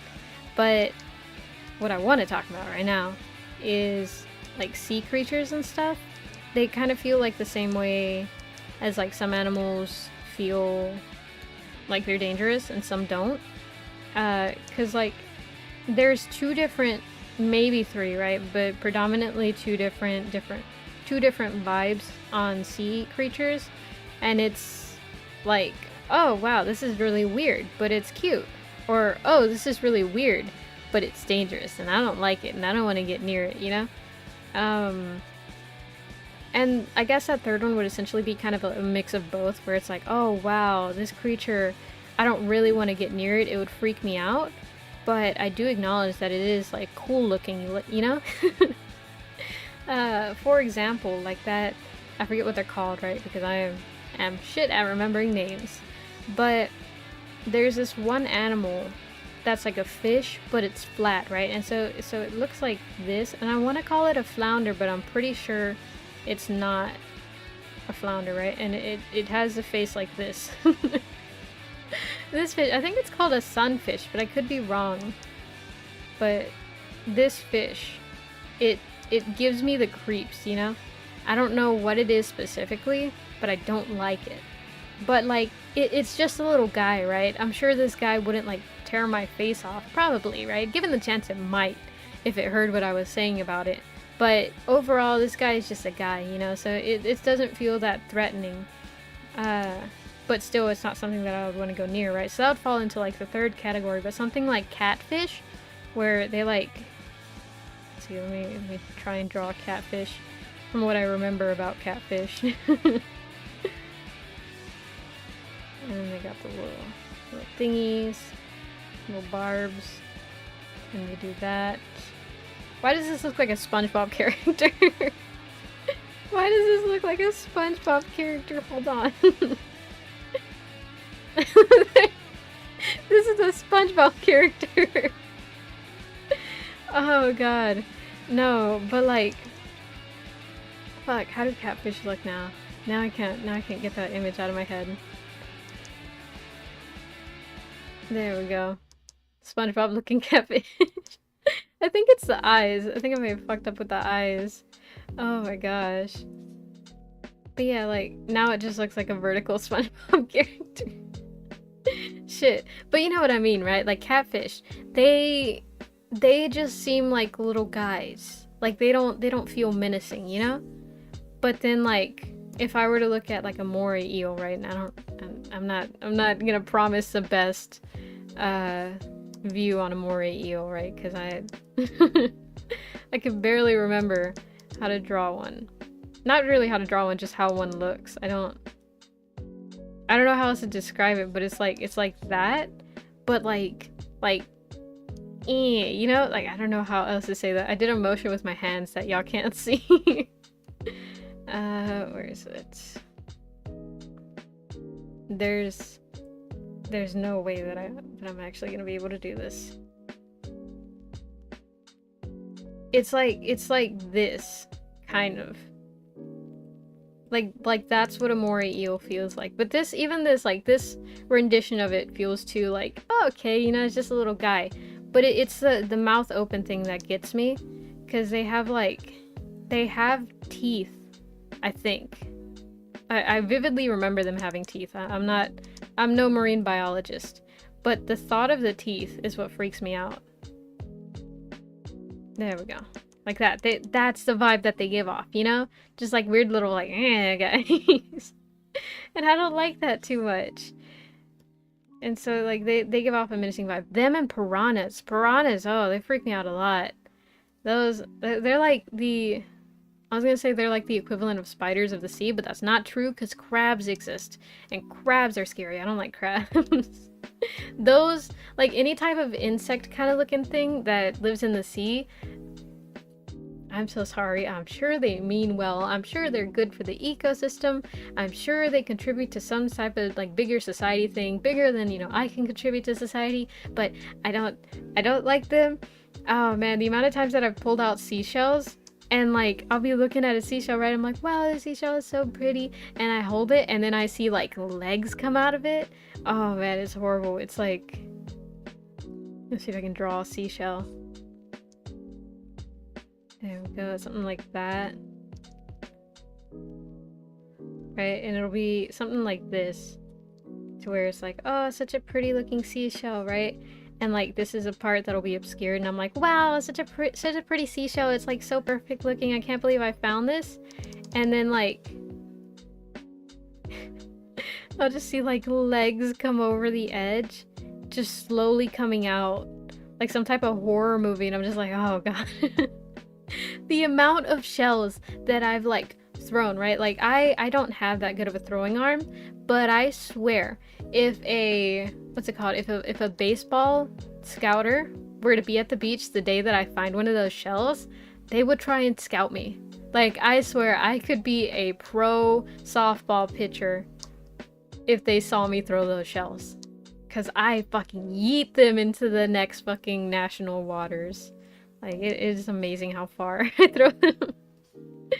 Oh man, because they just freak me out so much, you know? It's like, it's so creepy the way they just like slowly peer out. I hate it. And again, like, it's weird. It's just whenever they do that. Well, bigger crabs I also don't like, but smaller crabs, I think they're cute. I think like hermit crabs, those are cute. You know, I have no hate against them, which is funny because I think the ones that I'm talking about where I see them come out of the shells are actually called are actually hermit crabs. But I don't know, just like in that moment I hate them so much. Because it's the legs for me. If you have too tall of legs, I'm freaked out. I'm scared. So you know those like long anime boys and stuff, like that art where they just like 70% leg? Oh man, the scariest things to ever exist, I think. Oh man. But yeah, I don't know, it's just my fear of insects, I guess, is just it what's it called? It interferes with my taste a lot more than I think it does. But yeah, but like dolphins with their mouth closed and from far away, I think they're majestic. I think they're neat. But up close with their mouth open, it's kind of freaky. They have teeth. They have teeth. They have teeth, and I don't like it. Oh man. Whales, right? Whales are pretty. Yeah, I have no beef with whales. Whales I like. Whales are good. But like, what's it called? The whale shark? Honestly, no, I like the whale shark. The whale shark, I think, is one of my favorite sharks. Is a whale shark a whale or a shark? What does it count as? Cause it's labeled as both. I don't like sharks. Sharks have too many teeth. It might be the teeth thing. Cause like starfish, right? From the top, oh cool, it's just a little guy. He's shaped like a star, right? I love that. But if you flip him over and you look at their teeth, gross. Sand dollars. They look kind of cool from the top, you know, but if you flip them over to check if they're alive and you look at their mouth and the little teeth that they have, I hate that. Octopuses, right? They're little, like, jiggly little jello guys, right? I love that. I love them. But if you flip them over and look at the middle of their body, they got the little beak. I hate that. I think just, like, the thought of getting bitten scares me. That might be, like, a big thing that concerns me a lot. And I'm starting to realize now, like, if it can bite me, I don't like it. Because, like, the whale shark can't bite me. At most, it can, like, eat me. Yeah, I think a whale shark could definitely eat me. I wouldn't die, but it could definitely eat me. See, because, like, in movies, they say if you get eaten by a whale, then it'll, like, spit you back out through its spout, right? But I don't know how real that is. Do whales really, like, spit things out of their... No, the hole's way too small. Like, I don't want to think too much on that, but there's like gears turning in my brain that I don't want to be turning. Oh man. But yeah, I don't think, has anyone ever, I was gonna say, has anyone ever gotten eaten by a whale? Because then we could see, and if not, we could try recreating it with an experiment, but I think that's animal cruelty. Oh man. But yeah, it just, Yeah, no, it definitely has to do with whether or not I can get bitten by the animal. If I can get bitten, automatic red flag for me. Which honestly, you know, good. It's good to see my survival instincts are there. Maybe they're not the best, but they're, you know, they're there. They're trying their best. There we go. Oh man, I was gonna say, oh, Paprika could totally survive the sea, but actually no. Sneaks in the seat, I was here all along. Yo, welcome in, Duzits, no worries. Oh my god, time is a construct, so as long as I'm still alive, you're on time. Duzits, by any chance, do you know if... Okay, a whale shark, right? Is it a whale or a shark? And also, can you survive being eaten by a whale? Like, people in general, a person, can they survive being eaten by a whale? Because, like, in movies, they're like, oh, you just get spit back out, but do you? Oh, no, biology? I felt that, trust me. I 100% felt that. Oh, man. Oh, I'm on the eraser. There we go. Do this. Oh, man. I forgot. I need to pull up reference. Okay, let me see. Pull up this, pull up that. Go here, go there. This one, reference. And look at the shoe reference. There we go. Because I don't remember how to draw my own shoe. Okay, so whale sharks are sharks. Ah, gotcha. Eaten you might because whales don't eat people. Yo, Vespertine coming in clutch with the answers, Pog. Vesper might have this one. Okay, and yeah, I know they don't eat people because they only eat krill, right? But the thing is, like, if you were to get ingested... Well, then again, they don't... Oh yeah, they don't open their mouth all the way, right? They just kind of like... They kind of filter feed, I think is what they call it. So, I think we're safe. I think we're safe. I think that's how they described it, because... In Finding Nemo, they get eaten by a whale. But those are fish, that's a different story. They also eat tiny prey like shrimp, fish, and plankton. Ah, gotcha, gotcha. Wait, why didn't Mr. Crab's daughter just eat plankton? Oh, man. Nah, I'm sure she was... She wasn't too interested in eating her dad's mortal enemy. Oh man, they occasionally will inhale and catch something large, but they will spit out anything that is too large because it is not designed to eat them. Ah, pretend you accidentally swallow a peach pit? That might be how it would feel if any whale swallows a person. That is true. I guess I just, like, I didn't consider that they could spit stuff out too. Now that y'all say that, it does make a whole lot of sense. Oh man. Now, okay. Not to say that I'm gonna swim into a whale's mouth to figure this out, right? But I am curious now, what does it feel like to get spit out by a whale? Because, like, I feel like a whale is the only animal where we could be like, what did it feel like to get spit out of it? Except for, like, a python, but a python would be like getting out of a tight sleeping bag, I think. But you should definitely not try it with a python, because a python wouldn't want to spit you out. Some people are considered safe. In fact, many people choose to ride them short ways by grabbing their fins they barely notice. Oh, that is dope. Not that it won't fit, just uncomfy maybe. Again, Vesper has it. Yeah, no worries. Oh no, pythons, you're dead. Yeah, no, for sure, pythons, they will be way too happy if you decide to, like, what would it feel like to come out of a python? Like, I don't think we'll make it out, buddy. Oh man. There we go. One there, one there. And then I'm supposed to do this stuff. Because it's not supposed to be filled all the way in. We still gotta color it. But yeah, no, for sure. Good that we know the scientific answers and stuff, so we know that we're safe. Because yeah, I think the first time that I saw a whale shark in the media, I was like, that's horrifying, because you see the size comparison of them in like school buses and stuff. And then me, I think about my size in the school bus, and I'm like, listen, I know I'm pretty tall, right? 7'5", but like that's big. That's big in comparison to me, and I'm pretty big, you know? So it was crazy to think about. But then I watched like a Wild Kratts episode, and they're like, oh, they're just gentle creatures. They don't eat people. They're filter feeders and stuff. And it's just like, ah, okay. And then from then on, I started liking whale sharks. Let's see. Actual whales, with the exception of hyper-aggressive orcas, are highly intelligent, and they're only super rare cases of them accidentally swallowing people. Wait, so they have swallowed people?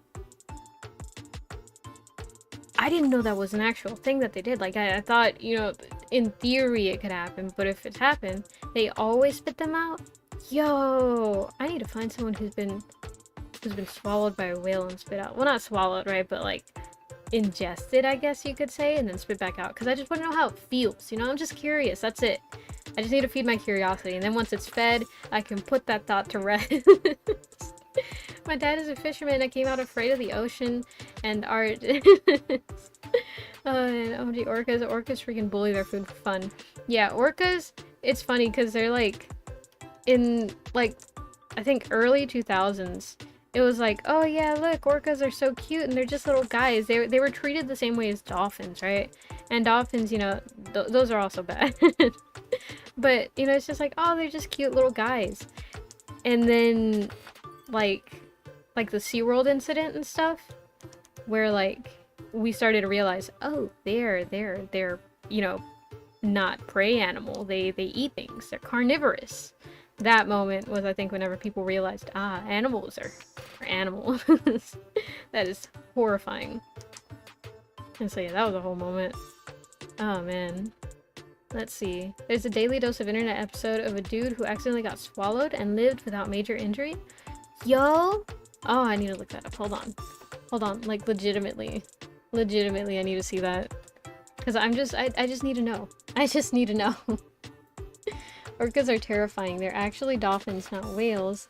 And have been known... Oh, they are... They're like a type of dolphin?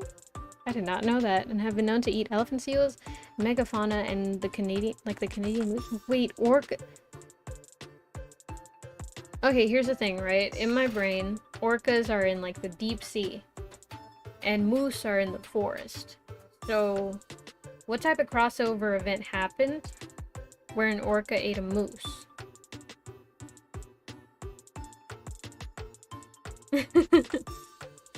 Moose can swim, they're good at it. Yeah, no, I know that, but like, moose swim in lakes. Or like, rivers. Do moose live near the ocean? Or do orcas live in lakes? No, they definitely don't live in lakes. No, moose swim in the sea. Moose swim in the sea? Orcas are fearless? Yeah, for real, for real. Yeah, the cold northern oceans. I love, like, with the music, it feels like a game of Kahoot. Like, all the thinking that I'm doing. Oh my god. Wait, okay, so... North... I need, like, a world map. Oh man, but hold on, first let's see. Wait. Daily... I can't type. Daily Dose of Internet. Person swallowed by a whale. Yeah. That. Okay. Whale almost swallows a kayaker. Okay. I might have to turn off the music for just a second because I gotta mute this so that I can. Wait, this is the wrong one. Let's hope it doesn't play. Hello, everyone. Nope, it plays. Shit. Okay. So then I can do this. Bah. Right there, right there. There it goes. Okay, cool. Do a dose of internet. Okay, I'm watching the video. Yo, Vess, if you're in the Discord, you can send the link. I'm curious. Proof I'm not BSing you. Bet. Oh shit, I missed it. Okay. They're on the sea. Whoa! Oh shit! Oh my god, that whale like literally just came out. Where do they get spit out? Oh my god, they get like chomped. The good thing is like whales don't have teeth, so they don't actively get chomped, but they do get chomped. It doesn't show like the rest of it after it. It shows a kid like cooking or something. That's funny. And spat it back out. Okay, I'm reading the comments and they're like, oh yeah, he got spit back out. That's crazy. Holy crap. Hold on, I'm gonna send this in the general chat, the link to it. Control V. There we go. There we go. That is crazy. Holy shit. Gummy num-nums. Then spit out. Yeah. I have to, like, what makes me worry, not worry, but what makes me think the most is, like, because, like, things cannot puncture. Okay, how to say this? There can be moments where you get bitten by something where it doesn't puncture you, but the amount of pressure put on your body by, like, the bite force of that animal, right? Like, for example, what is that guy named? There's this one guy who, like, takes a bunch of insect stings, or, like, he gets bitten by things, to know, right? To know if you can survive this, or, like, what it feels like, to get that documented, right? I think it's Coyote Peterson, I want to say, right? I think that's his name. Coyote Peterson. Yeah, exactly. Him.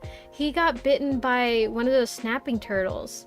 And, like, they put, because, like, at first they tested it with, like, this really thick piece of chicken to see what it would do, and it, like, tore it up, right? Because it has this beak. It was a really old snapping turtle, so it had, like, this sharp as hell beak. So he wrapped his arm with, like, with, what's it called? Like, tape or whatever? I forget what it's called, but it's like that medical tape.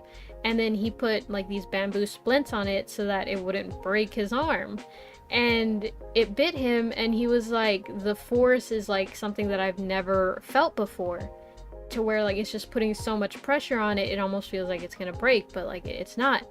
And then it wasn't till he tried to pull his arm away where, like, the turtle got at an angle on his arm. I'm, like, doing it on my arm, like, if y'all can see.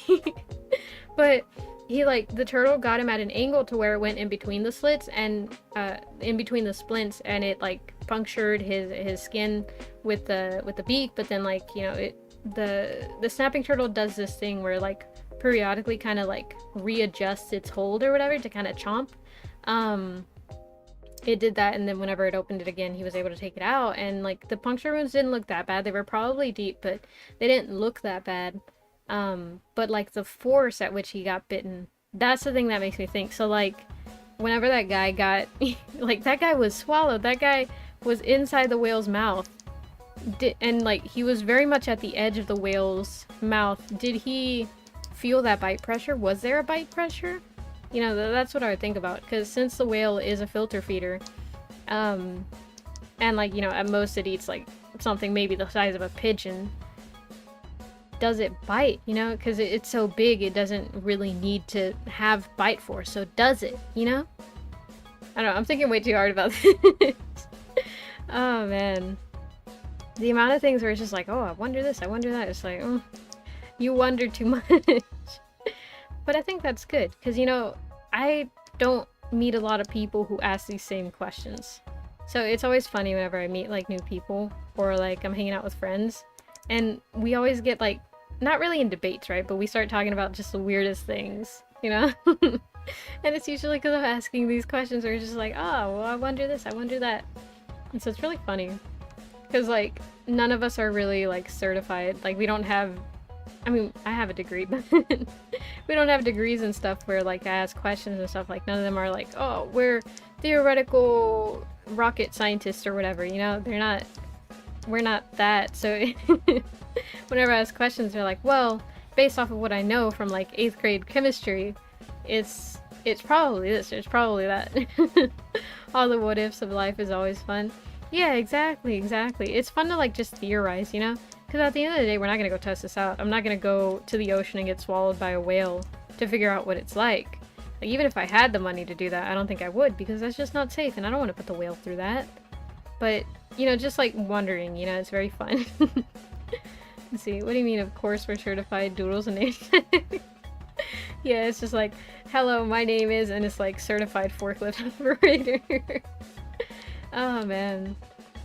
Speaking of forklift certifications, it would be really cool if I was able to say, like, oh, I'm forklift certified now, y'all. No, I'm not. But I want to be one day. Kind of. Like, as a joke, you know? I want to be, as a joke, actually certified in forklifts.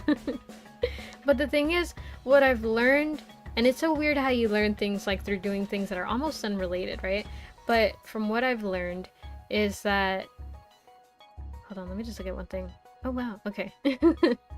What I've learned is that forklift certifications are almost subjective, to where depending on where you work, some of them make you go to like actual OSHA and stuff, because there's like certifications that you can get through OSHA where there's like a 10-hour and a 30-hour certification, but there's others where as long as you work in a like kind of warehouse or something and they teach you, like you get taught by I don't know if a certified instructor or just someone else who is certified. It almost seemed like someone else who is just certified. You can get essentially kind of like a local forklift certified certification, which is distinctly different from an OSHA certified one in the workforce place, because some people will ask for like, oh, as long as you had any type of forklift experience and certification showing that you did take the safety classes and stuff, because it's kind of like getting certified and being able to drug test and stuff. It just like depends on where you are. Or not really, not that, but it's like a certain, like you gotta watch videos and stuff and complete like these little online quizzes off of this like one standardized test course or something like that, and then that'll count towards the certification and stuff. Let's see. As a joke, but actually, yeah, like I know, okay, it sounds like kind of backwards, right? But the thing is, like, there's no reason for me to be certified in forklifting, right? I'm an anime girl online. What would be the point of me knowing how to use a forklift, right? Except for funsies. I just think it would be a cool thing to have. Be like, hi, I'm Paprika, a main wolf VTuber who is forklift certified. Like, that would be a sick thing to have. Because it'd be cool. It'd be a cool flex. Like, yeah, it could be like, oh, you know, like those other... And, like, I love everyone, right? Like, all the other content creators and stuff. Like, there's a lot of cool people out there. But, you know, like, oh, I have 1,000 subscribers. Oh, I've participated in, like, a bunch of different collabs and stuff. I collabed with, like, all these famous people. Oh, I produce music. Oh, I have my own album. Oh, I have a forklift certification. Like, that feels cool. You know, it feels just as cool as all that. Oh, man. Wait, hold on. How tall did you say you were? I am 7'5". Imagine it's one of those funny safety videos. You do donuts in the yard with a forklift. You know, actually, in the job that I had previously, right, the last office job that I had, we had to have training on like how to fill out these worker safety things, where like if someone at one of our job sites got injured and they had to like come into, we would essentially drug test them, because it was not uncommon for there to be work-related incidents while they were under the influence of something, and that would, like, you know, they're not allowed to be under the influence whenever they're on site because it's dangerous, and so we would have to test them just to make sure. And, like, we had to learn how to fill out all this paperwork behind that in order to get them, like, the insurance coverage and stuff, and so we did these like essentially test versions of them, where it's like, oh, you know, someone comes in and you fill out all the information you're supposed to fill out to show that you know which sections you fill out and stuff. And so we were essentially allowed to make up what type of accident that the worker had endured, right? And mine was that they were out at this forklift yard, and that they had been laying on the ground with someone else was horsing around on the forklift and doing donuts, and they ran over the person's left arm and it had to be amputated.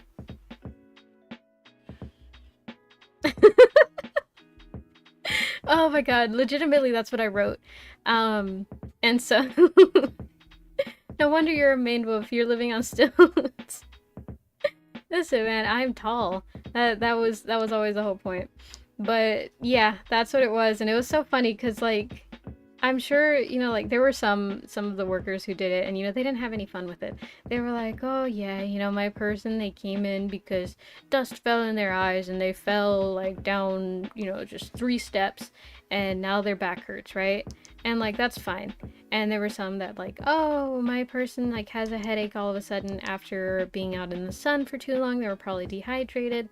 But, yeah, now they're coming to fill out this packet, right? But then, like, me and another coworker, right? Because another coworker, they put, how to say it? They were horsing around by a forklift, too. It was also a forklift-related injury. And they were horsing around, and they fell off of this shelf that they were standing on onto the bars of the forklift, where it went in between their legs, and he then suffered an injury, right? That was like the closest to like crazy that it got in terms of everyone else. And then there was me. So then after we finished filling out the packet, we had to go up to our like supervisor, right? and explain to them like, okay, this is what happened, blah blah blah, this is the supervisor's name, and she would essentially revise it to make sure that we filled out the paperwork correctly. So, you know, everyone else gave their, you know, whole thing like, oh, this is my person and this is what they did and here's all their information, this blah blah blah blah. And then it was my turn and I was like, yeah, so my guy, he was another typical day at work, but he had gotten really tired that day, so he lay down on the floor, and then someone else was horsing around on the forklift doing donuts when they ran over the guy's arm, and the paramedics had to amputate his left arm. And the like horror that woman had on her face of just like, what? Oh, it was so worth it. Oh my god, it was funny. I remember we kind of like joked about it, but then we like knocked on wood directly after.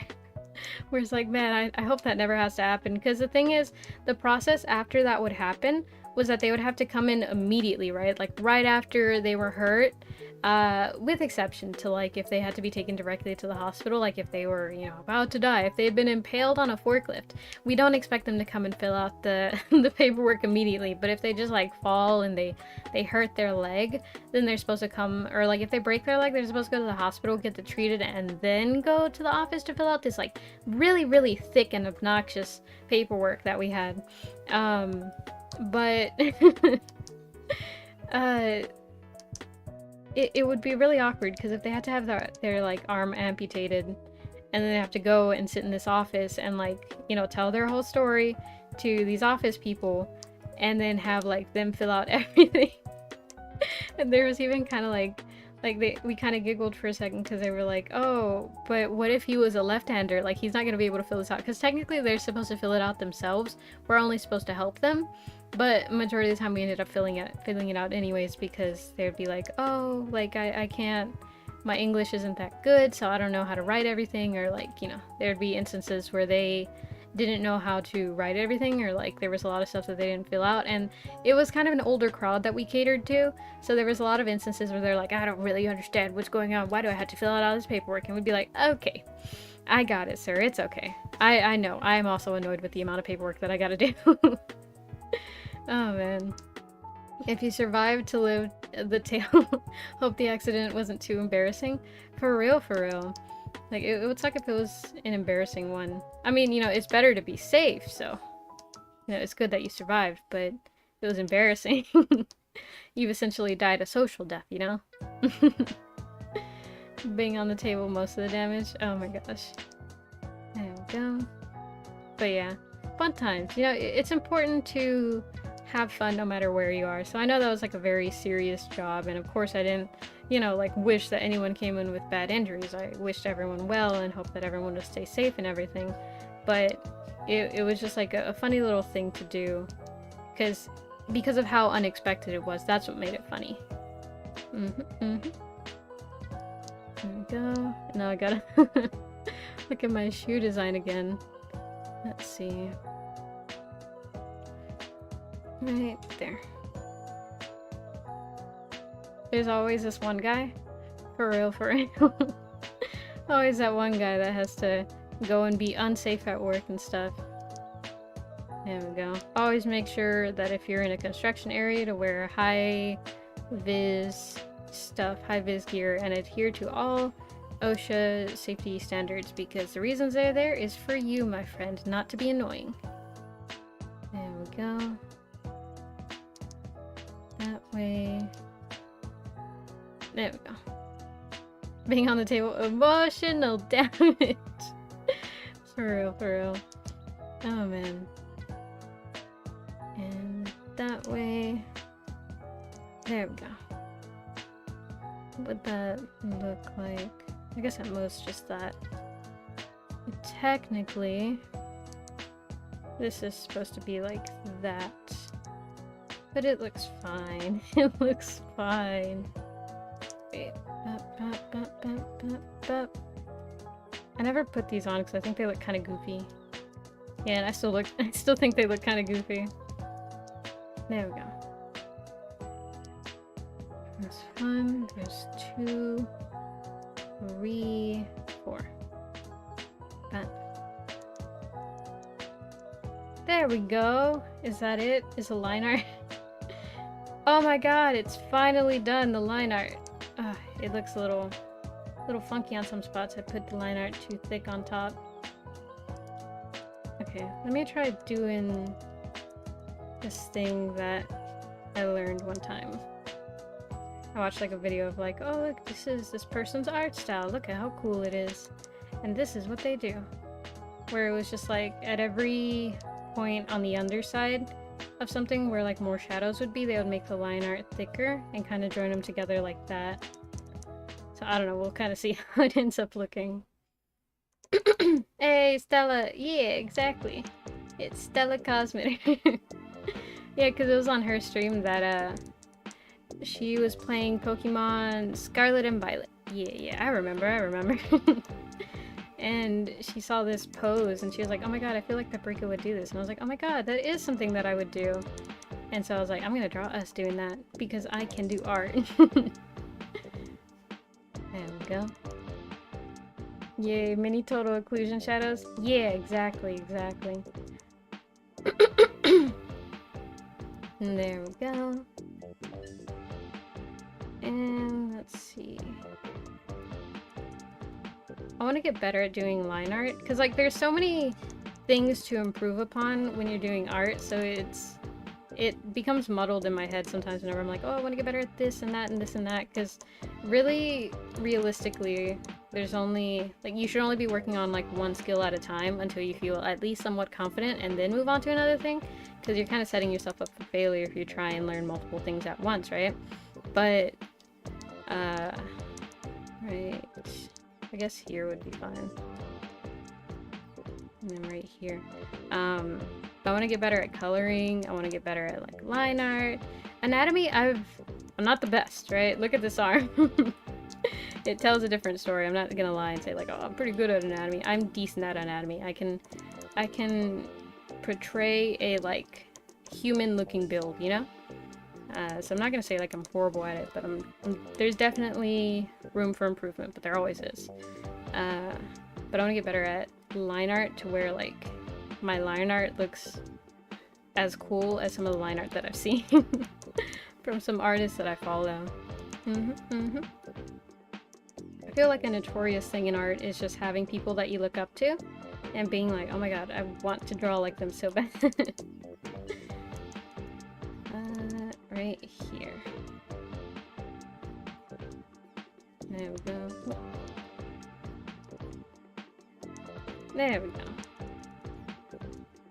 Do this. If you go too heavy in it, it's not gonna look good, so I'm pretty sure if I zoom out, there's gonna be parts where I'm like, oh, I shouldn't have done that part. Actually. I like the way it looks. I'm probably looking at it wrong. Actually, it doesn't look that bad. I mean,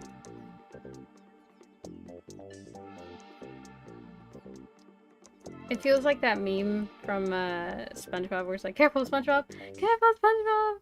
Because it's just like, at what point? At what point will it be like, oh, I shouldn't have done that?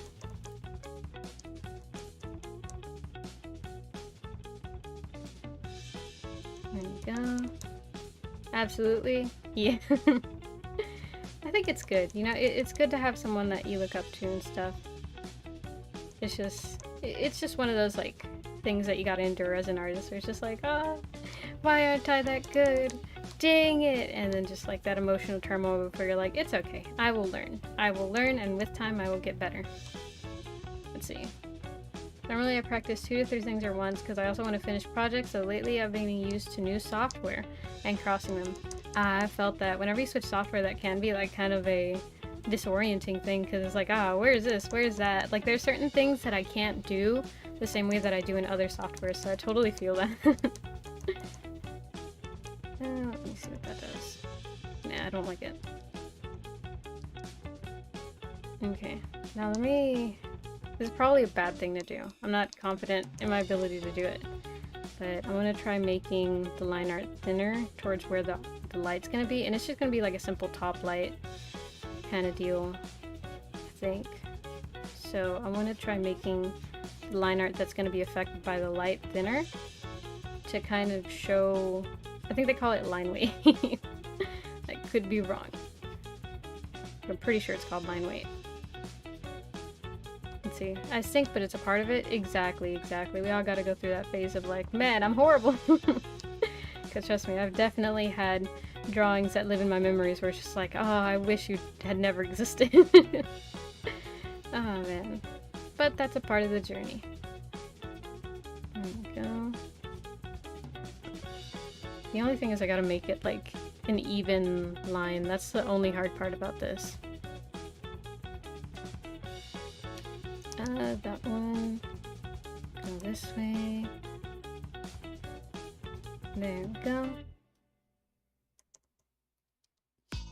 The first android body my poltergeist VTuber persona is gonna haunt being designed, and I'm super hyped about it. Yo, that sounds hella dope. I love that lore already. Holy shit. But that is dope. Holy shit. A goat. That is okay. Like, I'm just tiny bit fangirling over it a bit because it's like that sounds dope. It's you already fit in with like the android club, but then also you're a ghost, like kind of Danny Phantom-esque stuff. I love that. So yeah, that's amazing, dude. You gonna be in 3D or 2D? Both are very cool. Both have their merits and stuff. There we go. Yeah, it's kind of funny though, because I said this once, but it does technically, or it is true, where a 3D model is an object, right? So we're like a 3D thing. At most, we're an object, like a mesh, and then we're material on top, right? So we're like two things stacked on top of each other. But with 2D models, they're a bunch of layers in a trench coat. Oh man. Hey, you may be seeing me appear haunting Stella on a stream from time to time. The channel isn't up yet and running, not until I move. Ah, nice. 2D for now. We'll eventually be moving to 3D. Nice. I have some PNG tuber things downloaded, yet I don't know what to do. I felt that. I recommend, okay, so here was my pipeline that I fell down, right? I also wasn't sure if I would like streaming or not. So what I did first was I tried to entertain the idea of having to talk for a while. And so like whenever I was with my friends, I would just try and be more talkative and stuff. And then whenever I was alone, I mean, I kind of naturally did this. I would kind of entertain myself whenever I was alone. So like just doing that and then eventually just recording yourself, right? Like don't, you can just go right off the bat, start streaming, right? There's no one way to start doing anything, I think. But with streaming, what I did was that I recorded myself first to kind of see what it was like, to see what it would feel like, and then I would observe it like, okay, I, forgot that I was trying to do that here, or like I need to be careful with like this thing that I say and stuff like that. And then after like a week or so, I was like, okay, now we'll try creating shorts, right? I was very methodical about how I approached it. To where I was like, I want to do shorts first and see how I feel about content creation and stuff, and then decide where I want to go past that. And so that's what I did. And so like the very first shorts that I made were horrible. Oh man, let's see. It's a lot of damage, like 3-0, huh? I like that. Yeah. But yeah, just like get used to talking, I think is the first step, and then past that you can decide which direction you want to go. Because some people, they stream and then they realize like, oh, I actually prefer making videos and stuff, not necessarily the live aspect of it. So then they go into content creation. Some people realize like, hey, I actually hate doing the content and stuff. And I just want to live stream and stuff, and then they decide, okay, I want to live stream. And some people, they decide, wow, I just wanted a group of friends, and now I have a group of friends, so I don't want to stream anymore, And so it just really depends. It's like a kind of per person thing, I think this entire thing's gonna have to get smaller. There we go. I realized that advice was unsolicited, so I'm sorry if y'all are like, oh, I already know, Mom. Yeah, because there's plenty of other, like, videos out there. There we go. Let's see, I did a dumb VTuber audio test. with the default cat model, and yes, horrible, but I thought it was funny. Ah, nice, nice. But yeah, I think the first thing too that I did was I recorded myself just to kind of get used to the VTuber movements and stuff, because like that is a new experience. It's kind of similar to whenever you first start getting on VR and stuff, where you're just like, whoa, I control that. That's like essentially me. And so just getting used to that feeling, because it can almost feel like a starstruck kind of feeling, you know, where it's just like, wow, look at that. It's funny because I still have some recordings because like I think they're too cute not to keep. But only for me, you know, it's some of that cool like things that only the directors would know. But I still have videos of like the first iterations of this model where like some of the colors were different and stuff, and it's just like, oh my god, look, it's baby Paprika still trying to figure things out. It was so cute. There we go. Not to say that I'm like wise and older now, but I've definitely learned a bit. Peppy, I'm a fan of information. It is welcomed. Well, now I'm real. Hey, sorry for leaving for a little bit. I got bored. No worries. Do not feel bad about getting bored. Feel free to leave. Not saying like leave, be gone, right? But just don't feel bad about going, you know? It's perfectly normal. I get distracted all the time. Let's see. Let's go and turn this way. I'm just trying to clean up the line art right now because I am procrastinating a little bit starting the coloring. I'm so ass at coloring. So I really want to do good with the coloring, but I also gotta... I think a good... how to say it? Line art contributes a decent amount to the illustration. So I want to start off with at least line art that I feel good about, you know? There we go. Legit, I got to watch a video and seeing like 30 shorts that pull me, then an hour finally hit play. Yeah, for real, for real. Man, the amount of times that I've gotten distracted with like various things, especially editing. Oh my god, I'll be like, okay, I'm gonna sit down and edit, but I know that I work really slow if I don't have something playing in the background, so let me play some music, right? Or like some type of vlog or something. So I'll scroll the YouTube algorithm, but the YouTube algorithm is too good, and it's like, oh, do you want to watch this documentary on like this creator or like this history of this type of genre? Or do you want to watch tips on how to be better at art and stuff? And it's like, well, of course I want to watch tips on how to be better at art. And so then I'll get distracted for like 20 minutes before I'm like, okay, I need to edit. I need to edit. Go that way. Go and thin this out a little bit. There we go. The iceberg videos, the amount that I've watched. Oh, I love those video essay ones. Have y'all watched? Okay, there's this one person that's like, it's like bread something, right? And they did like this whole analysis on what's it called? Like the universe of the, okay,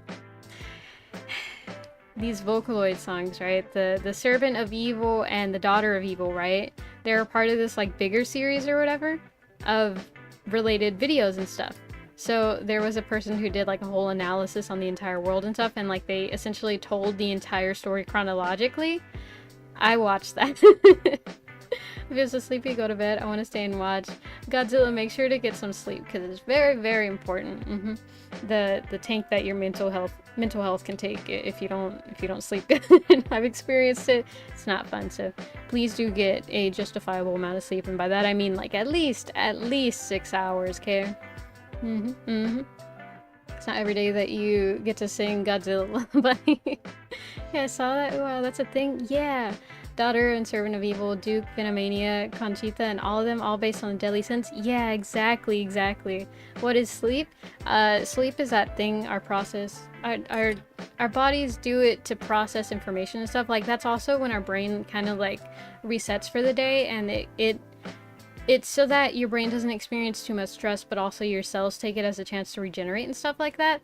So, like, whenever you're growing, most of your growth happens at night and stuff. Did you know that? I learned that from a science textbook. I don't know which one specifically, but I know it was from a science textbook. I'm gonna go ahead and drink some water, make sure to stay hydrated, y'all.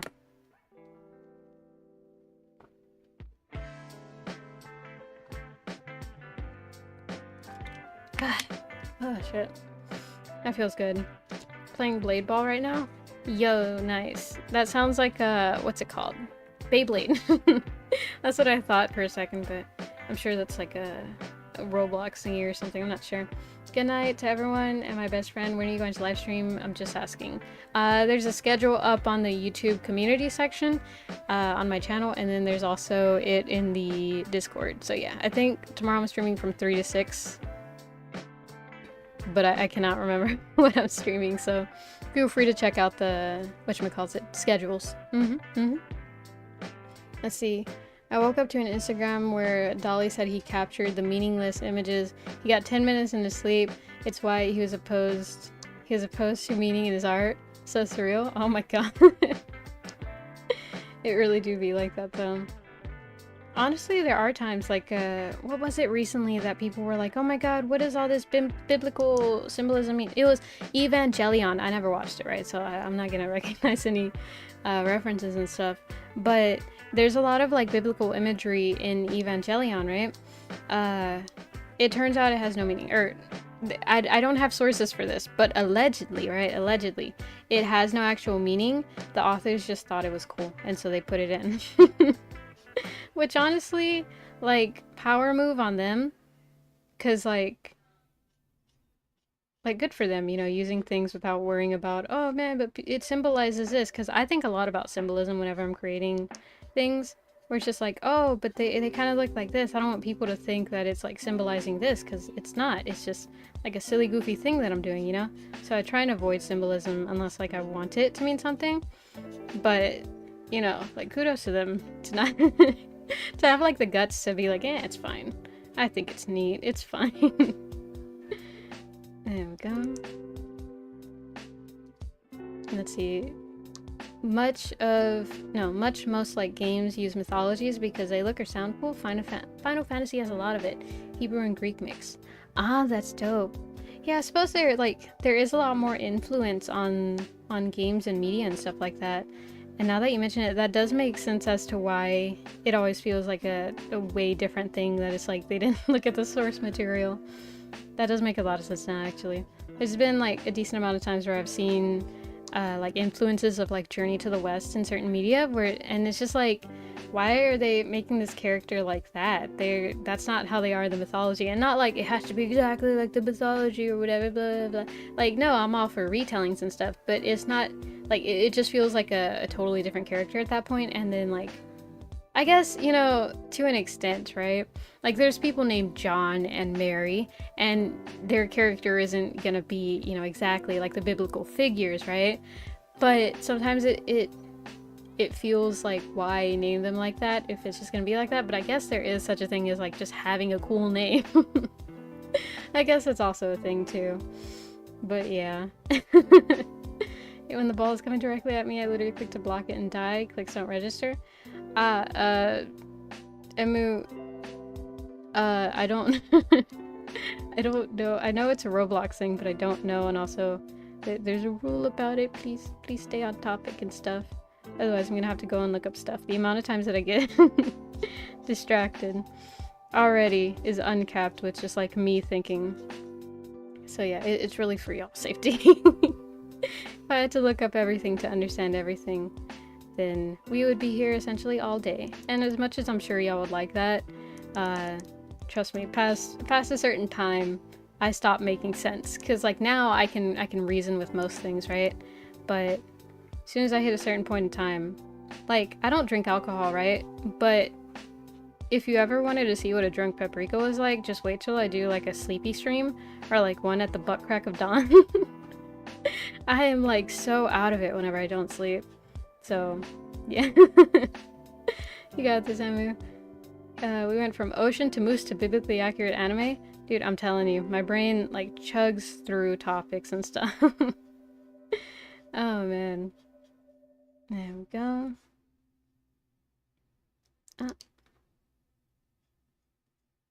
There we go. Okay, had to make sure it didn't like stop. You know, YouTube's been doing this weird thing to me where I use Brave, right? The Brave browser. And so it has like a built-in ad block and stuff. And YouTube's figuring that out, and it's now starting to be a little bit like annoyed at me, and it's like, you're using an ad blocker, please don't use that, that's not very nice, we need to get money from our sponsors. And I was like, I totally understand that, but I'm not turning it off. And so what it does is, instead of giving me ads, right, all it can do is put me on that for like 3 seconds before it gives me the X to close out of it. And so that's all I do. So essentially I'm getting like 3-second ads, which is a win to me. So I'm not like, YouTube, I love you, right? YouTube's amazing. YouTube's awesome. But I'm not gonna turn off my ad block. Oh man, me when the ADHD goes burr, for real. No wait, Ocean, Forklift, Anime. Now I want to combine them. At first I was like, yeah, Ocean and Anime, that could be like a totally cool anime series. But then the Forklift, it would be like a construction company. I think it would be like a slice of life anime. Where it's like, oh, they're sea animals and they work in a construction company and they work with mermaids and stuff. And it's just like them going through like various crazy things. You know, just a sitcom slice of life type deal. I think if all those ideas were to be combined into an anime, and it'd be like my time in the sea construction company or something, or like maybe what would be a good name for that? Let's see, that's a lot better than the 12 to 15 second unskippable double ads of God knows what. Exactly, they started getting like out of hand with it. At first it was just like oh, you know, 5 seconds, I don't mind the 5 seconds, or like 15 seconds, alright. But then they'd have like longer ads and like double unskippable ads. That started annoying me, so, you know, now I don't feel sympathy. The cooldown is sending me. Oh my god, and just waiting for watching some VTubers. I get a lot of mobile games and I'm sad. Oh my god, that lady or the beauty products, yes, the algorithm doesn't know my gender and it's funny. I felt that. There's like a lot of things that have been advertised where it's just like, why? I don't use this. And it's funny because sometimes I'll be like, oh, I should probably start like a skin routine, right? I should probably like look into facial moisturizers, and I don't know, I guess the algorithm will do that like weird brain reading thingy where it'll be like, ah, look, here's some moisturizers, buy these, you know, these sponsor us, please buy these. And I never follow through with it, so I just see him and I'm like, oh look, I was just thinking about that, and then I click skip ad. That's it. It's not effective. Whatchamacallit, it's not effective marketing, you know. It's just kind of like if somebody brings up a topic that you were just thinking of and you're like, oh yeah, I was just thinking of that, and that's it. That's as far as that thought goes. Just like, what a weird coincidence, and you just chuckle it off. No actual way to profit off of that. Oh man. It would be funny if there was like a leaderboard to where how much money they made off of you based off of how much advertisements you would go for, or how many successful advertisements they've gotten to you. Because like mine is probably like absolute ass. I would say the percent rate from like me seeing an ad of something I want to actually buying it is like a solid maybe 2%. Maybe 2%, and even then it's like a hard maybe. So there's that. Oh man, marketers hate me. There we go. I don't know, the product that I buy has to be like endearing, and or like there has to be a really, really big reason that I want it in order for me to buy it. Because if not, I'm not gonna buy it. There we go.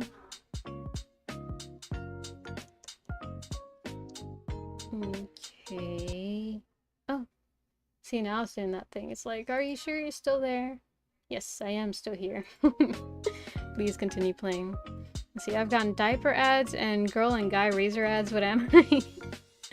Oh man, I felt that. Sounds like an ad tag advertiser's hater. Yeah, for real, for real. I could get one of those like hats made where it's like advertisers hate me, fish also hate me. Oh man, go home algorithm, you drunk.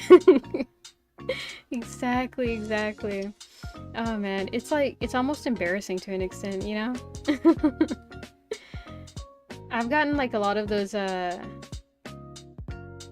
Now that I think about it, I think the algorithm is saying I'm stinky, but a lot of the like the soap bar ads, you know? But I think that has to do with like all the videos that I watch of like ASMR cutting soap. I think that may be that, right? It's probably not, because I'm not stinky. I smell like roses. No, I smell good. I smell good. Yeah, I smell good. Had to fact check for a second. Can't catch myself lacking, you know? There we go. Oh, oh. Straight line, straight line!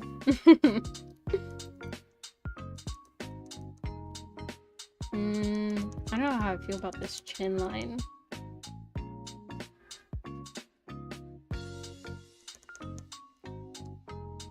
Yeah, I'm really not feeling this chin line. See, when I zoom out, it looks fine, kind of. I think maybe it's just the mouth. I need to drag it a little bit down. Right there, right there. There we go. Okay.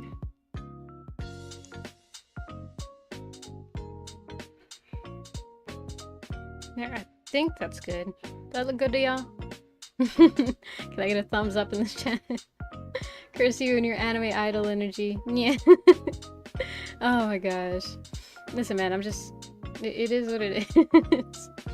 I love that I'm giving off idol energy, though. Because that's something that I worry about sometimes, that I'm too, like... How to say? I'm like... What would be the best comparison to compare me to? I feel like I'm a popsicle stick, in the sense when, like, you think of a popsicle stick, you think of nothing. It's just like, oh, I don't know, arts and crafts, maybe? Finished ice cream, you know, that's it. Like a pretty neutral item, you know? So I feel like that.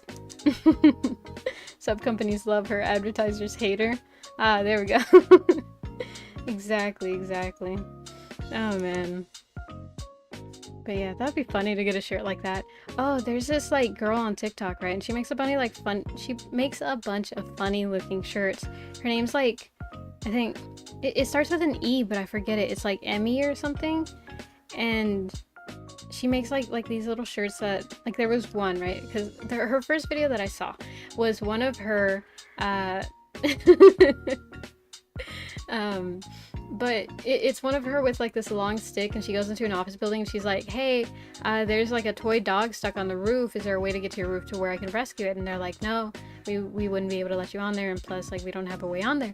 So she's like, okay, no problem.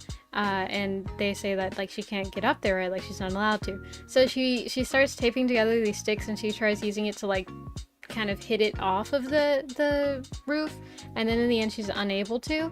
But then someone's like she's like, yeah, I brought a ladder and everything, but they said I can't climb up there. And then I'm assuming like a taller person is like, oh, I don't mind climbing up it, and like reaching for it. And she's like, oh, okay. And then she makes this shirt, right? And it was something like this, right? I think it was something like this. I don't know how else to describe it. But it looked something like this, if I'm not mistaken. Where it was like a dog, like a toy dog, and it was like, I'm trapped on the roof. Like, that's what it was, and she makes little t-shirts like that. And they're really cute. So if I were to get a t-shirt made of like, advertisers hate me. And I hate fish.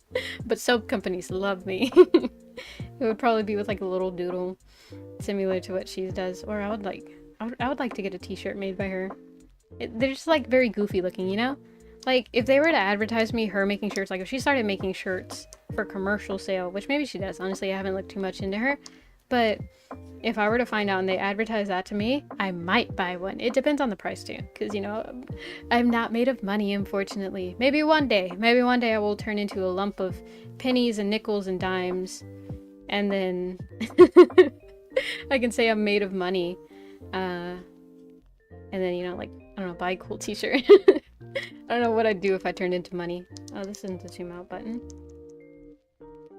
Actually, I think I preferred it when the lines were thicker. Am I doing the undo button? I am. There we go.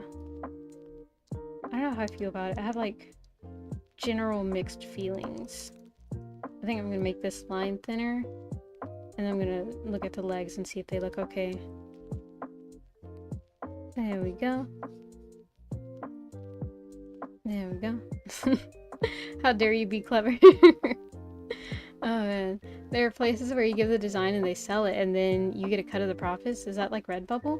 Oh yeah. Yeah, there was actually... Should I say that? Yeah, I'm sure y'all won't be able to find it. There was this design that I made on Redbubble like years ago, right? I think I was in like middle school. And it was like... I forgot what exactly it was, but it was like so chaotic. It was like live, laugh, and like I think it was like let frogs let frogs live in your lake, or let frogs live in your tub, or something like that. I forget how it was, but it was like something goofy, you know, like that. I regret to say that I did not become an instant millionaire from that. but yeah, it was like a goofy little design. I can't remember what specifically it said, but it was something, you know, silly goofy. But yeah, those, they take care of the manufacturing and the shipping. So it works really good if you, like, have an audience and stuff. But if you don't, then, you know, it's just kind of like, if people find it, then they can buy it.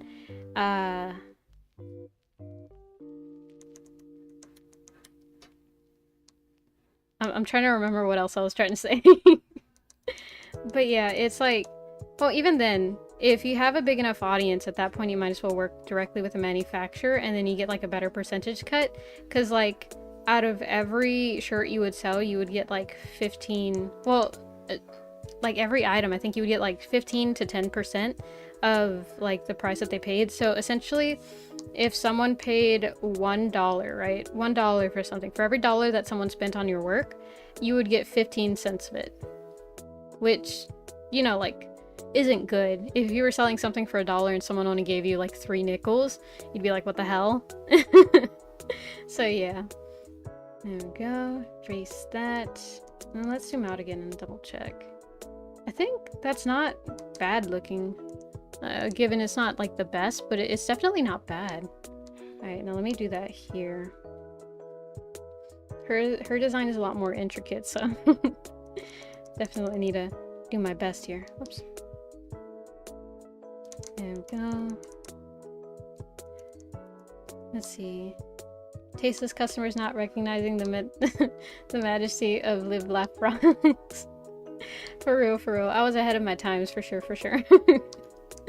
Oh man. Yeah, that'd be funny. There we go.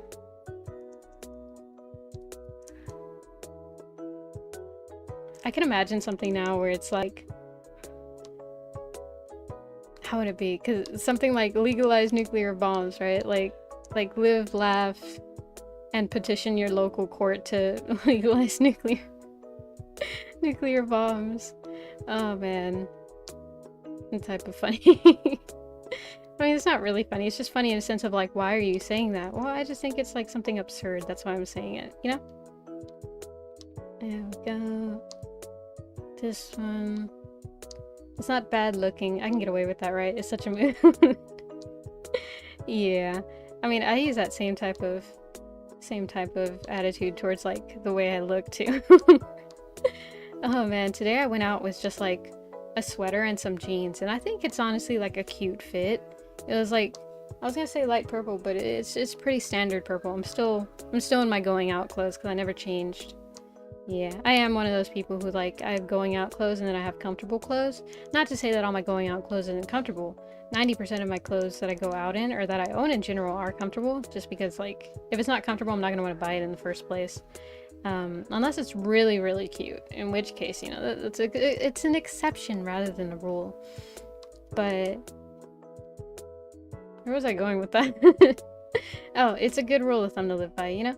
Not everyone's gonna pay like an extreme amount of detail attention and be like, oh man, this person, only a sweater and some jeans? Come on, you could have done something. You could have worn a hat or something.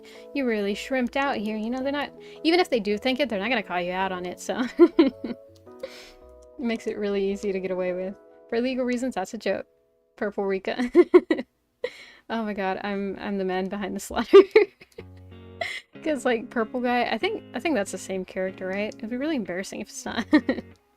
Oh man, but yeah, for legal reasons, that's a joke. I don't think it's a good idea to legalize nuclear bombs because we already have trouble with like firearms and stuff. So yeah, I don't think it would be safe.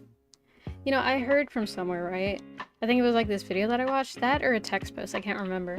But it was like, oh yeah, the person who invented nuclear bombs suggested that you hide the code or whatever for them inside of a person's heart, because like that level of mass destruction is like legitimately scary, and so it'll cost more than one life, so it should be hidden in someone's chest so that they can have like the physical sense of, you know, essentially having to kill someone to be able to activate that type of weapon of mass destruction, so that they can really like rethink it, like essentially to have them not make a hasty decision, you know? And I don't know if this is true or not, but like honestly I would feel safer if that's where our codes were hidden, you know? So that it's not just gonna be like a, you know what, I'm angry at this person, let's nuke them, you know? Because, I mean, you have to admit, no matter what type of opinions you have, it causes destruction, like a big amount of destruction.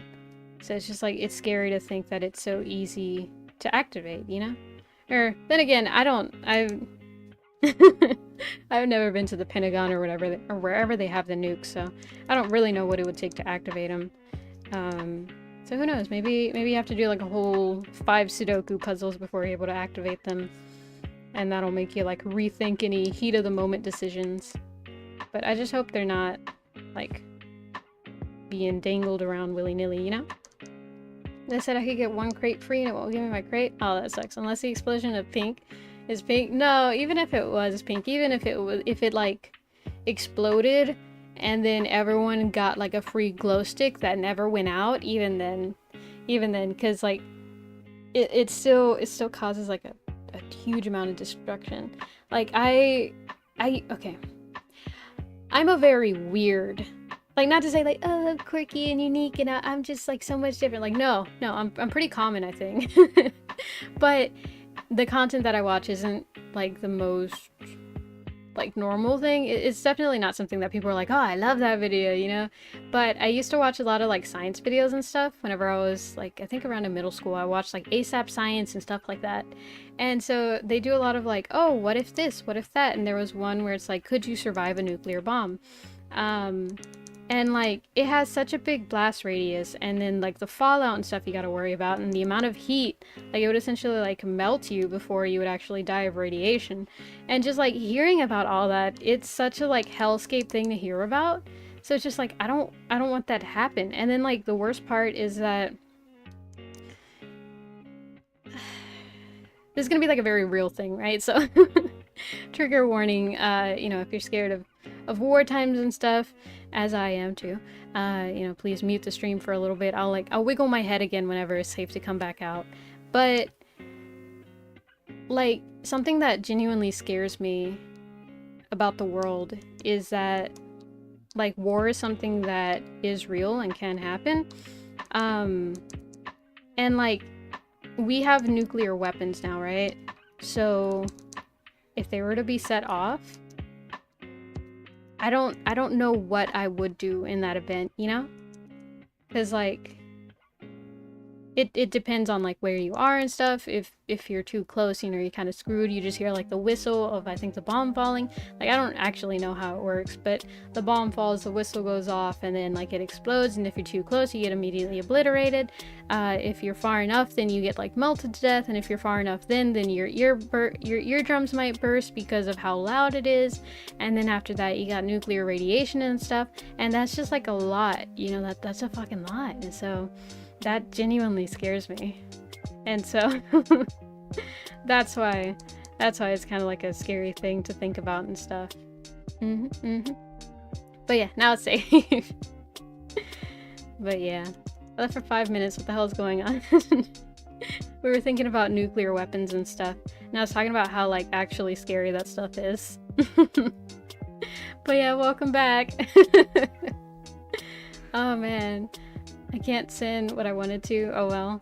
Yeah, I know YouTube does mute a little bit of stuff. I don't know why. I don't have any like normal words muted. I only have like really strong cuss words muted, so not sure on that part. Oh yeah, nuclear shit is bonkers. Yeah, it's like fucking scary. What do you do in that event, you know? And so, you know, that's what I was thinking about. Because I've watched... Oh, I'm on the wrong layer! No, okay. It is what it is. It is what it is. See, the problem with being on the wrong layer is that there would be... Wait. I'm thinking. Okay, I know what to do. I was trained for this moment. Maybe cut and paste. And then drag this to here.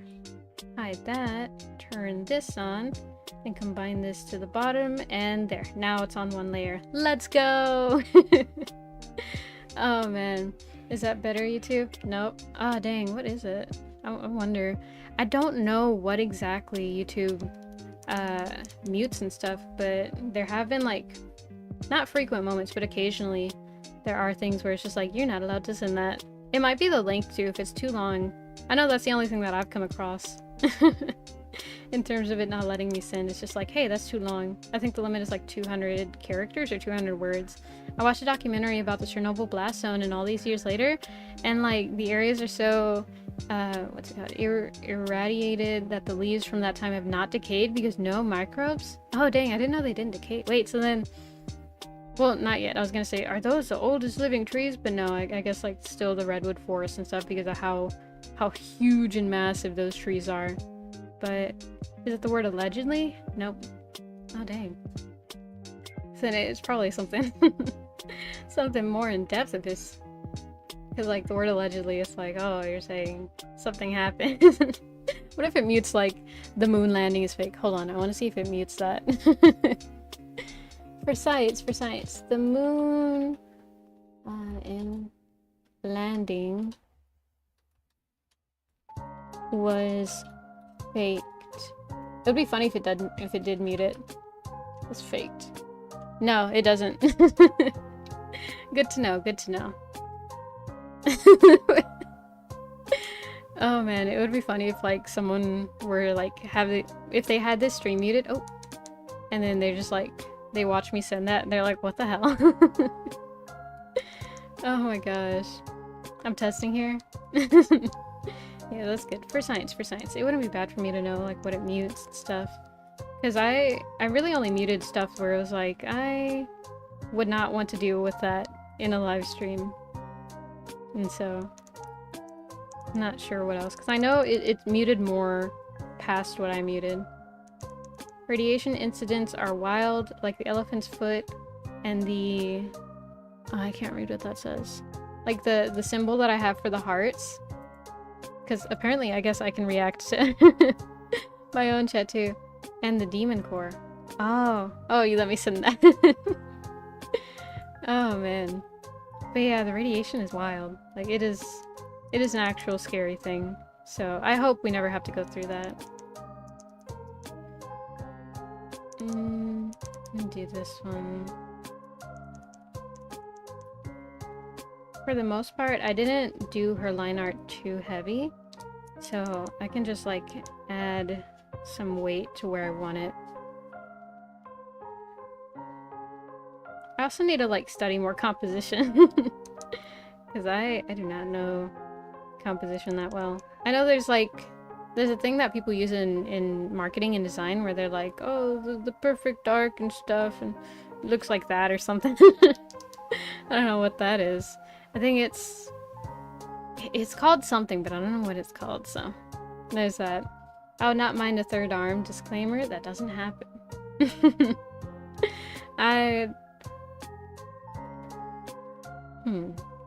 It would depend from where, because if it was like an arm from the middle of the chest, I think that would like get the golden ratio. Yes, that exactly. I'm glad you're able to remember that, because was not coming to me. But if it were like coming out from the middle of my chest, I think it would get in the way too much, because then like it would have to essentially fold up in order for me to get against the wall. Because like there are times where I'm peering at the edge of my bed against the wall, and if my arm is in the way, like if my third arm is in the way there, it's kind of annoying. But then if my third arm is directly on back of me, it's gonna be hard to use, you know? And so I wouldn't like it there. And I wouldn't like how asymmetrical it would be if I had like 2 arms on one side. So I don't know where that third arm would be in order for me to be like, oh, I really like the use of the third arm, you know? Because there's only so many places that it can come out from. Even if it came out from like the sides of the neck, it would still like, I still wouldn't like the asymmetry. Oh man. You could make more people talk to the hen. Ah, I suppose I could, huh? Top of your head like a reverse kappa. Oh, but then like if I were to use it, I would have to like you know, put my head down and be like, I'm gonna grab this thing. Unless it could make me taller. I could, if I played basketball, I could like, I guess I could maybe use it to dribble the ball, but if I if I dribble it wrong and it's on top of my head, it'll hit me in the face. Oh man. Slap more exit signs? That's true. I think that's the only thing it would help with, really, realistically. Oh man, because you know, nothing's more realistic than imagining what you would do with a third arm. Oh man. I can't get over the image of like a paprika with 3 arms getting smacked in the face by a ball she was dribbling. There we go. I'm just gonna like move over here for a second and just like illustrate that for y'all. So it's like, it's paprika, right? And she's like that with her hands, right? She has them out to the side. Excuse like the shitty anatomy, right? But like that. And then she has an arm coming out of here. That's like that, I guess. And then the ball would like start off here, right? And then it would go this way. And then it would bounce, right? Ba ba ba ba da da da da. Right, and then I guess it would be like next to her ears, and then it would come back up and like or no, I guess it's like that, and it would smack her in the face. Like that's the image that I have in my mind. Oh man, there we go. So yeah, that's what I was thinking of whenever I said that. And that image to me just sounds so funny. There we go. Okay. Cool beans. Yeah. I'm glad I'm not the only one who found that humorous, because, I don't know, slapstick comedy will always be funny to me. So whenever people like trip and stuff, I feel bad. I'm not saying I'm a good person with this, but like I will laugh first and then help you up, you know? I'm that friend. Oh my god, the dribble that ended your whole career? For real, for real. Honestly, all it takes is one hit to the face with a sports ball, and that will determine whether or not you want to actually pursue sports. Because, like, I've gotten hit in the face with a soccer ball, a basketball, a baseball, a kickball, a tennis ball. Yeah, and a ping pong ball. Yeah, I gotta be careful with how I word this, but I have definitely gotten hit in the face with multiple sports balls. It still doesn't sound right, but that's what I'm gonna go with. Oh man. But yeah, be safe around balls. Be safe around balls. Oh man. Isekai by sports. For real, for real. That would be a funny thing if like the isekai genre took like a turn to mesh with like the sports genre, and it's like, I was this person and I used to be like the star player of the basketball team until my rival threw a ball at me too hard and then I died from a concussion, and now I'm reborn here where I'm gonna make basketball a thing, or whatever they played, I don't remember. And I'm gonna make it a thing and I'm gonna become the best basketball player there was in this world. That would be funny. Oh man. I could also see it being like, oh, there's only one way to save the world, oh summoned hero. You have to beat them in this ancient game, the ancient wood blades, but no one remembered. And the person like is from a world where it's just like basketball. That was their ancient game, and it's like, oh, I know the rules, and they're like, oh my god, you're truly blessed by the stars, or something like that. Maybe just not that thick. Let's see. Walking across schoolyards is just as bad as meeting Truck-kun. For real, for real. Oh man. I was going to meet my crush in the schoolyard because I think she was going to confess to me, when all of a sudden I got fucking obliterated by the volleyball team. Oh man. I think it's a totally, it's a gold mine just waiting to happen. I can tell it. I can feel it. Oh man. Seriously, the times I've had the overwhelming premonition I will get hit in the face of all sports of sports spheres, and I dodge. I felt that. I'm really good at dodging in dodgeball, but that's the only time where like my skills come to fruition, because like usually whenever I've gotten hit in the face with the balls, I'm like never paying attention because I'm not playing. It's not that I'll be playing those sports. I just happen to be by people who play sports, and then it's my luck, I swear.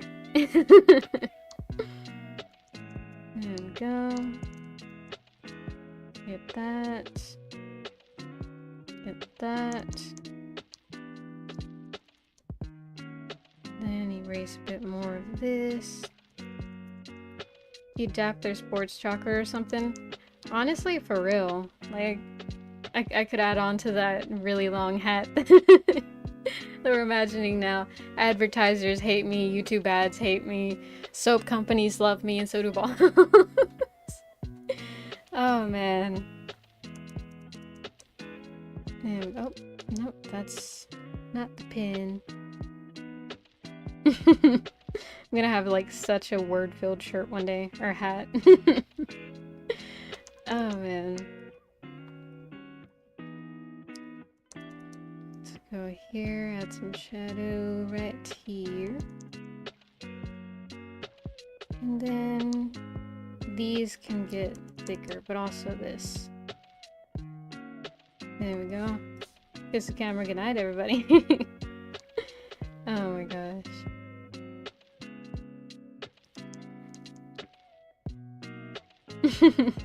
WB theme, Warner Brothers theme, exactly.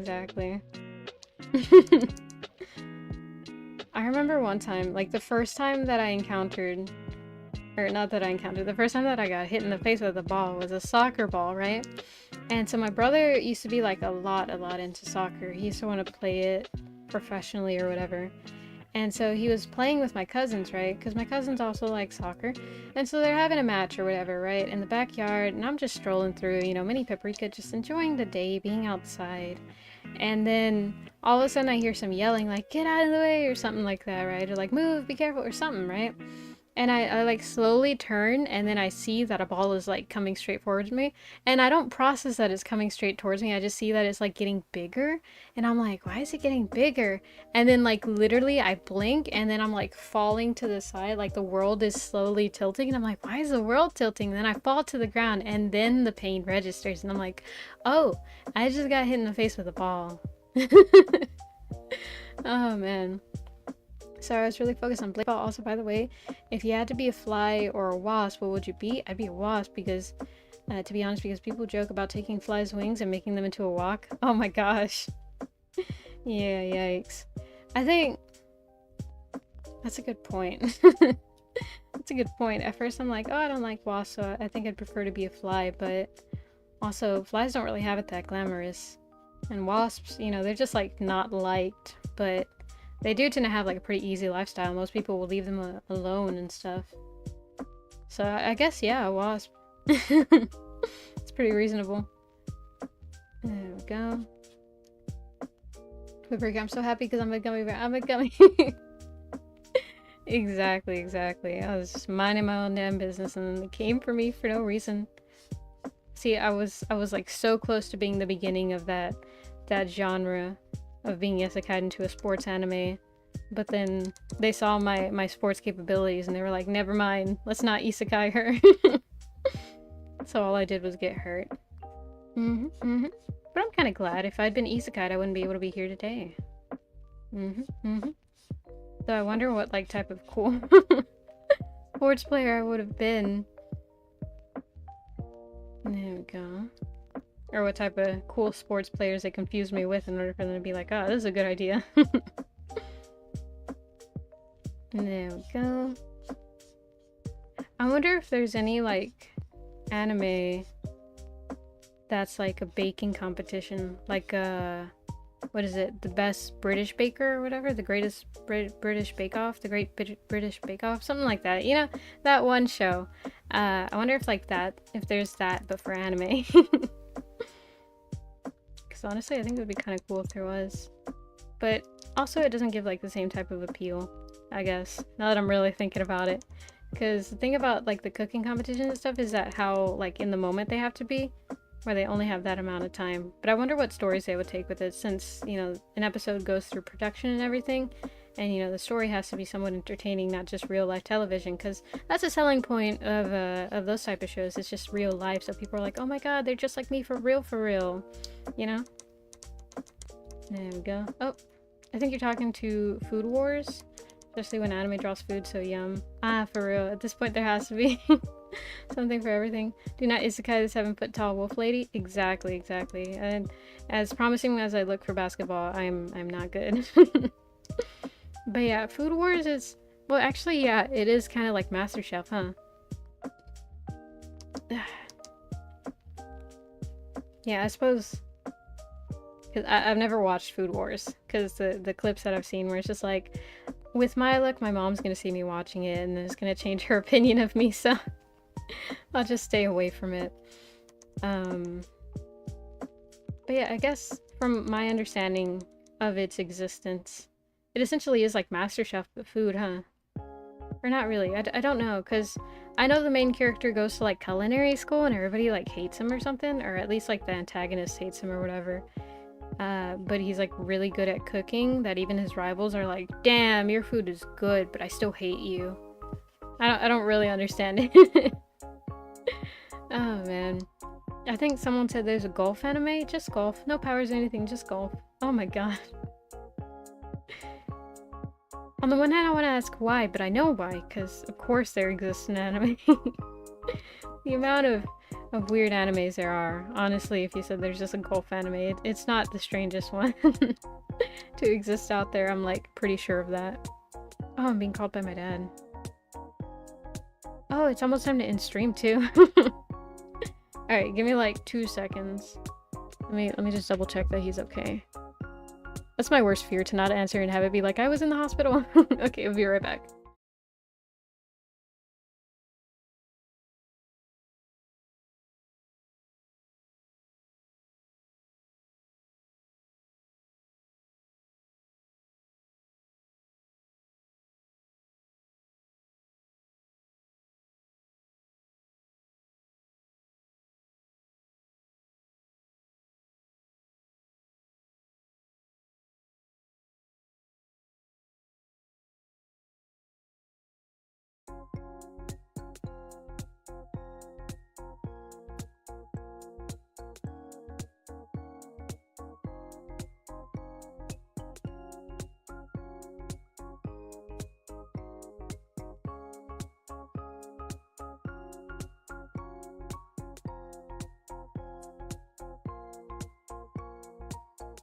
Okay, I'm back. It was one of those like kind of important things. It was just that his car was having some issues, so he was like, can I use your car tomorrow? And I was like, yeah, don't worry about it. You can use my car. It's a good thing that he wasn't like, oh, I'm stranded, come pick me up or something, because that that would have been a crazy way to end stream. Guys, I gotta go save my dad. I'll be back. Oh man. It's one of the advantages that anime has over Western media. It can get buck wild. Honestly, for real. Because there's a limit as to what Western producers will be like, oh, that's a good idea. But anime, it's like, hold my beer. There we go. Oh, I thought she ended stream. Godzilla still alive? You okay, bud? Hopefully they've fallen asleep, because they were They were like, "What sleep?" I'm here. Oh no. They're still awake. Oh my god. Make sure you do get enough sleep for the day, because it can be very dangerous. Don't drink. Well, drink water, you know, but don't operate vehicles and or heavy machinery sleepy, because that can lead to various bad times. Nope, they're alive. Yep. Glad they're still alive, but wait, Paprika has a car? Yeah, I'm certified in operating a motorized vehicle. I can drive. I got my license and everything. It only took me 2 tries. Just for like the actual practical exam. The test was easy to pass. I'm good at testing. I don't get test anxiety. That's a cool thing that I can do. I'm immune to test anxiety. Let's see. Don't talk to water and drink your strangers. Exactly. Peppery Mobile? Exactly. I got the what's it called? Batmobile. So the Peppery Mobile, I guess? Oh man. There's something missing and I don't know what it is. But it's bothering me.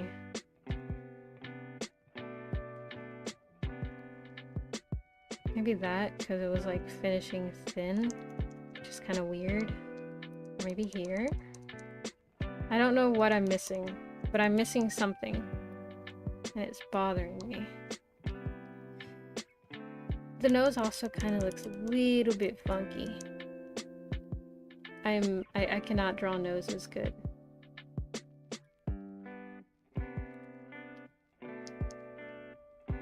It might be good. No, that also looks funny.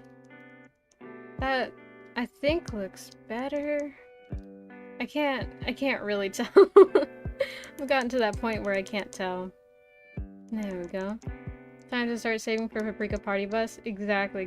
One day I'm just gonna do like a world tour. And it's like, you gotta buy a raffle ticket, and those who win get to party with me. And the entire party will be just like Mario Party games. Oh man. Okay, let me make these lines thinner. There we go. Yo, what about a party bus? Peppery bus? Exactly. I'm gonna one day do a world tour. I'm gonna get a party bus. We're gonna go around the world. It'll be amazing. For legal reasons, this is a joke. Oh my god, do you ever just get brain rot about your own lore? All the time. I think that's across the board whenever you step foot into the lore territory. I kept it simple. Actually, now that I think about it, y'all still don't know my lore. I made it and I was like, okay, there, now I can say I have lore. And I think I've like said it once or twice. But I want to do like a lore video thing, but I'm too lazy to actually do it, so so like coming soon to theaters near you. There we go. Also, hello Peppery. Yo, welcome in Brendan. How are you? How's your day been? Hope your Wednesday is treating you well. I just dropped something and I'm not sure what it was, but hopefully it wasn't important. It actually came like right at the end of the stream. I need to go ahead and end, but I'm just like making little tweaks every now and then where it's like, no, I want this to look like that. I want this to look like that.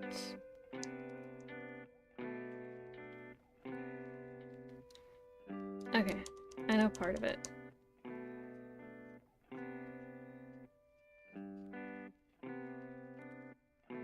I want that line to look thicker. And these middle lines. There's no reason they should be that thin. I think I literally thinned out these lines too. There we go. I like the Asdiff movie joke. Doctor, I'm afraid of backstories. When did this all start? Well, oh my god. I love those movies. They're so like, they always take a turn in the way that like I don't expect. It's like, I like trains, and then like the turtle or something shows up and it's just like, why is the turtle there? Oh man. I really wonder if the creator was on something when making them, because it's just like, what thought? Like, everything stems from something, right? Everything has a starting point or a predecessor before it comes into existence, you know? So what was the starting point for those, you know? I don't know. It's gonna be one of those like world's unsolved mysteries. Tomska has done a backstage video? Ah, for real? Because I know they've done like something, I think, relating to like the production of it, but did they go into like, oh, well, this is actually what gave me the idea for this and stuff like that? Oh. Right there. There we go.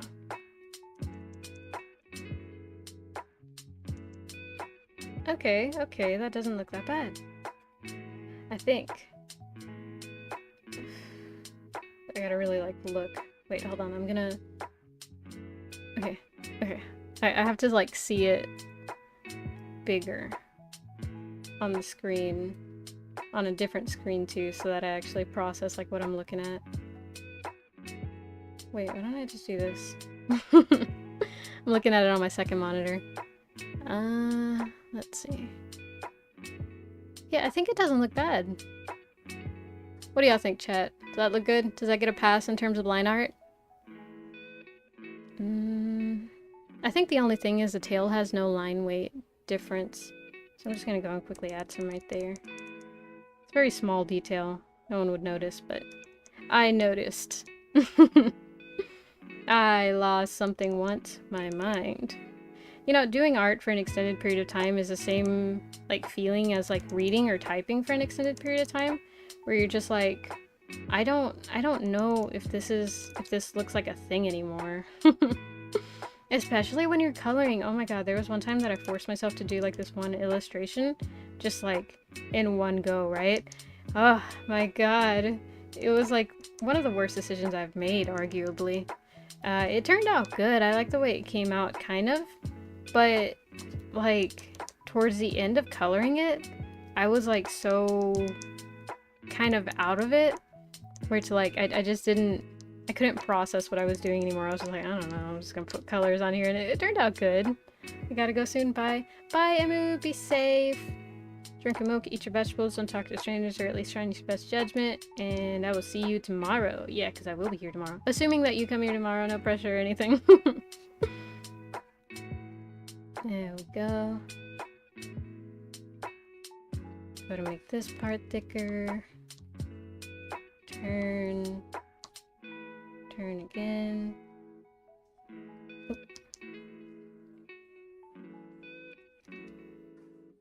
There we go.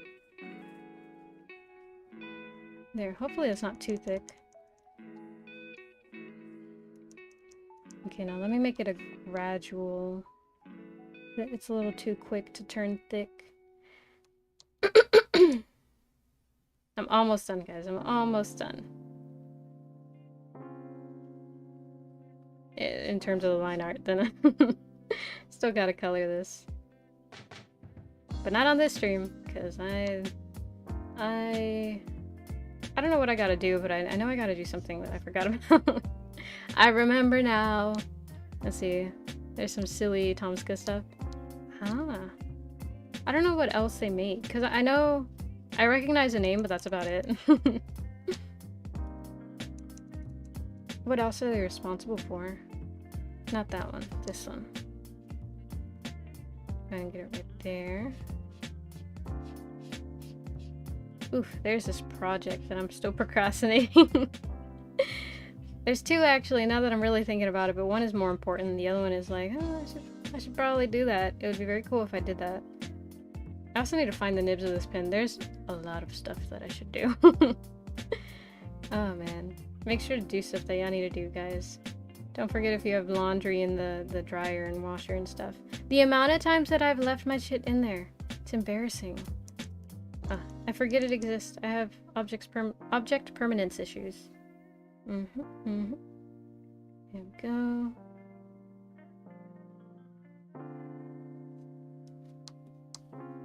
Move it this way.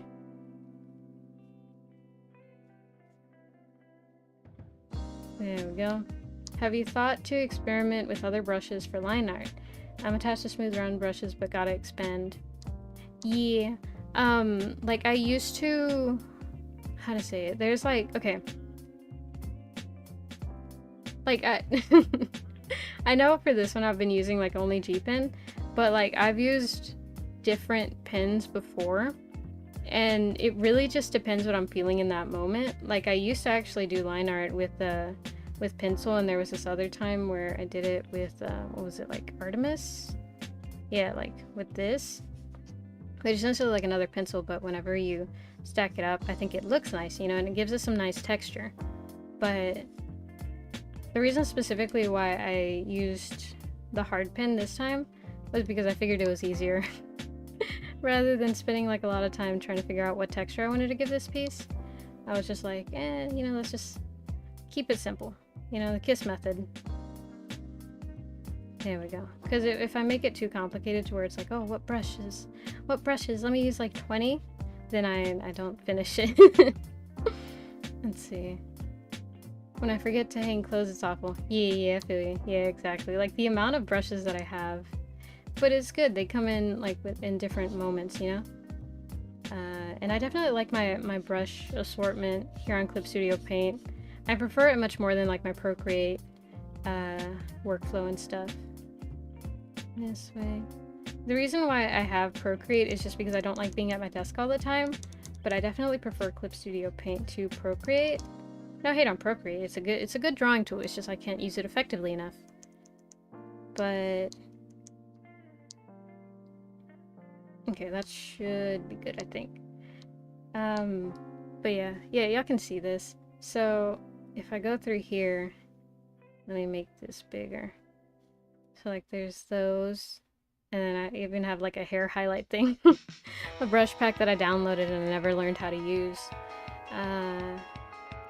But then on the pencils one, I have a bunch there. I kind of sorted some of them, but some of them just kind of ended up in places. I really want to use this one day, but I haven't found like a moment to really use it. And then with this, I have like watercolor ones or whatever, some that are supposed to emulate watercolor and stuff. I guess it probably looks better if I use like a color. But yeah, different. Oh, this one you can barely see. I think that one might be a blend brush.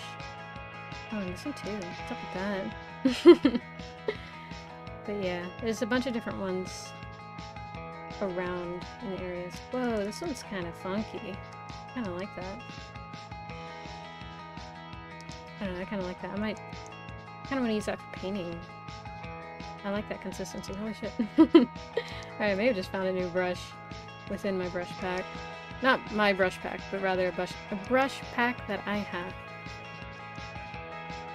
But yeah, this one too, I used to use it a lot. It's really just like what I find, and then past that. What is this? Oh, this is fun. This would be fun to like do fish in. Like, oh look, here's a school of fish, and then you can just go. That'd have to be more contrast. Lighter. No, lighter. Probably in that sense too. And then just dead white. You know, like schools of fish and stuff. I don't know if y'all can see the vision there. I got too distracted. I did that on the line art one. Okay, there's good. There we go.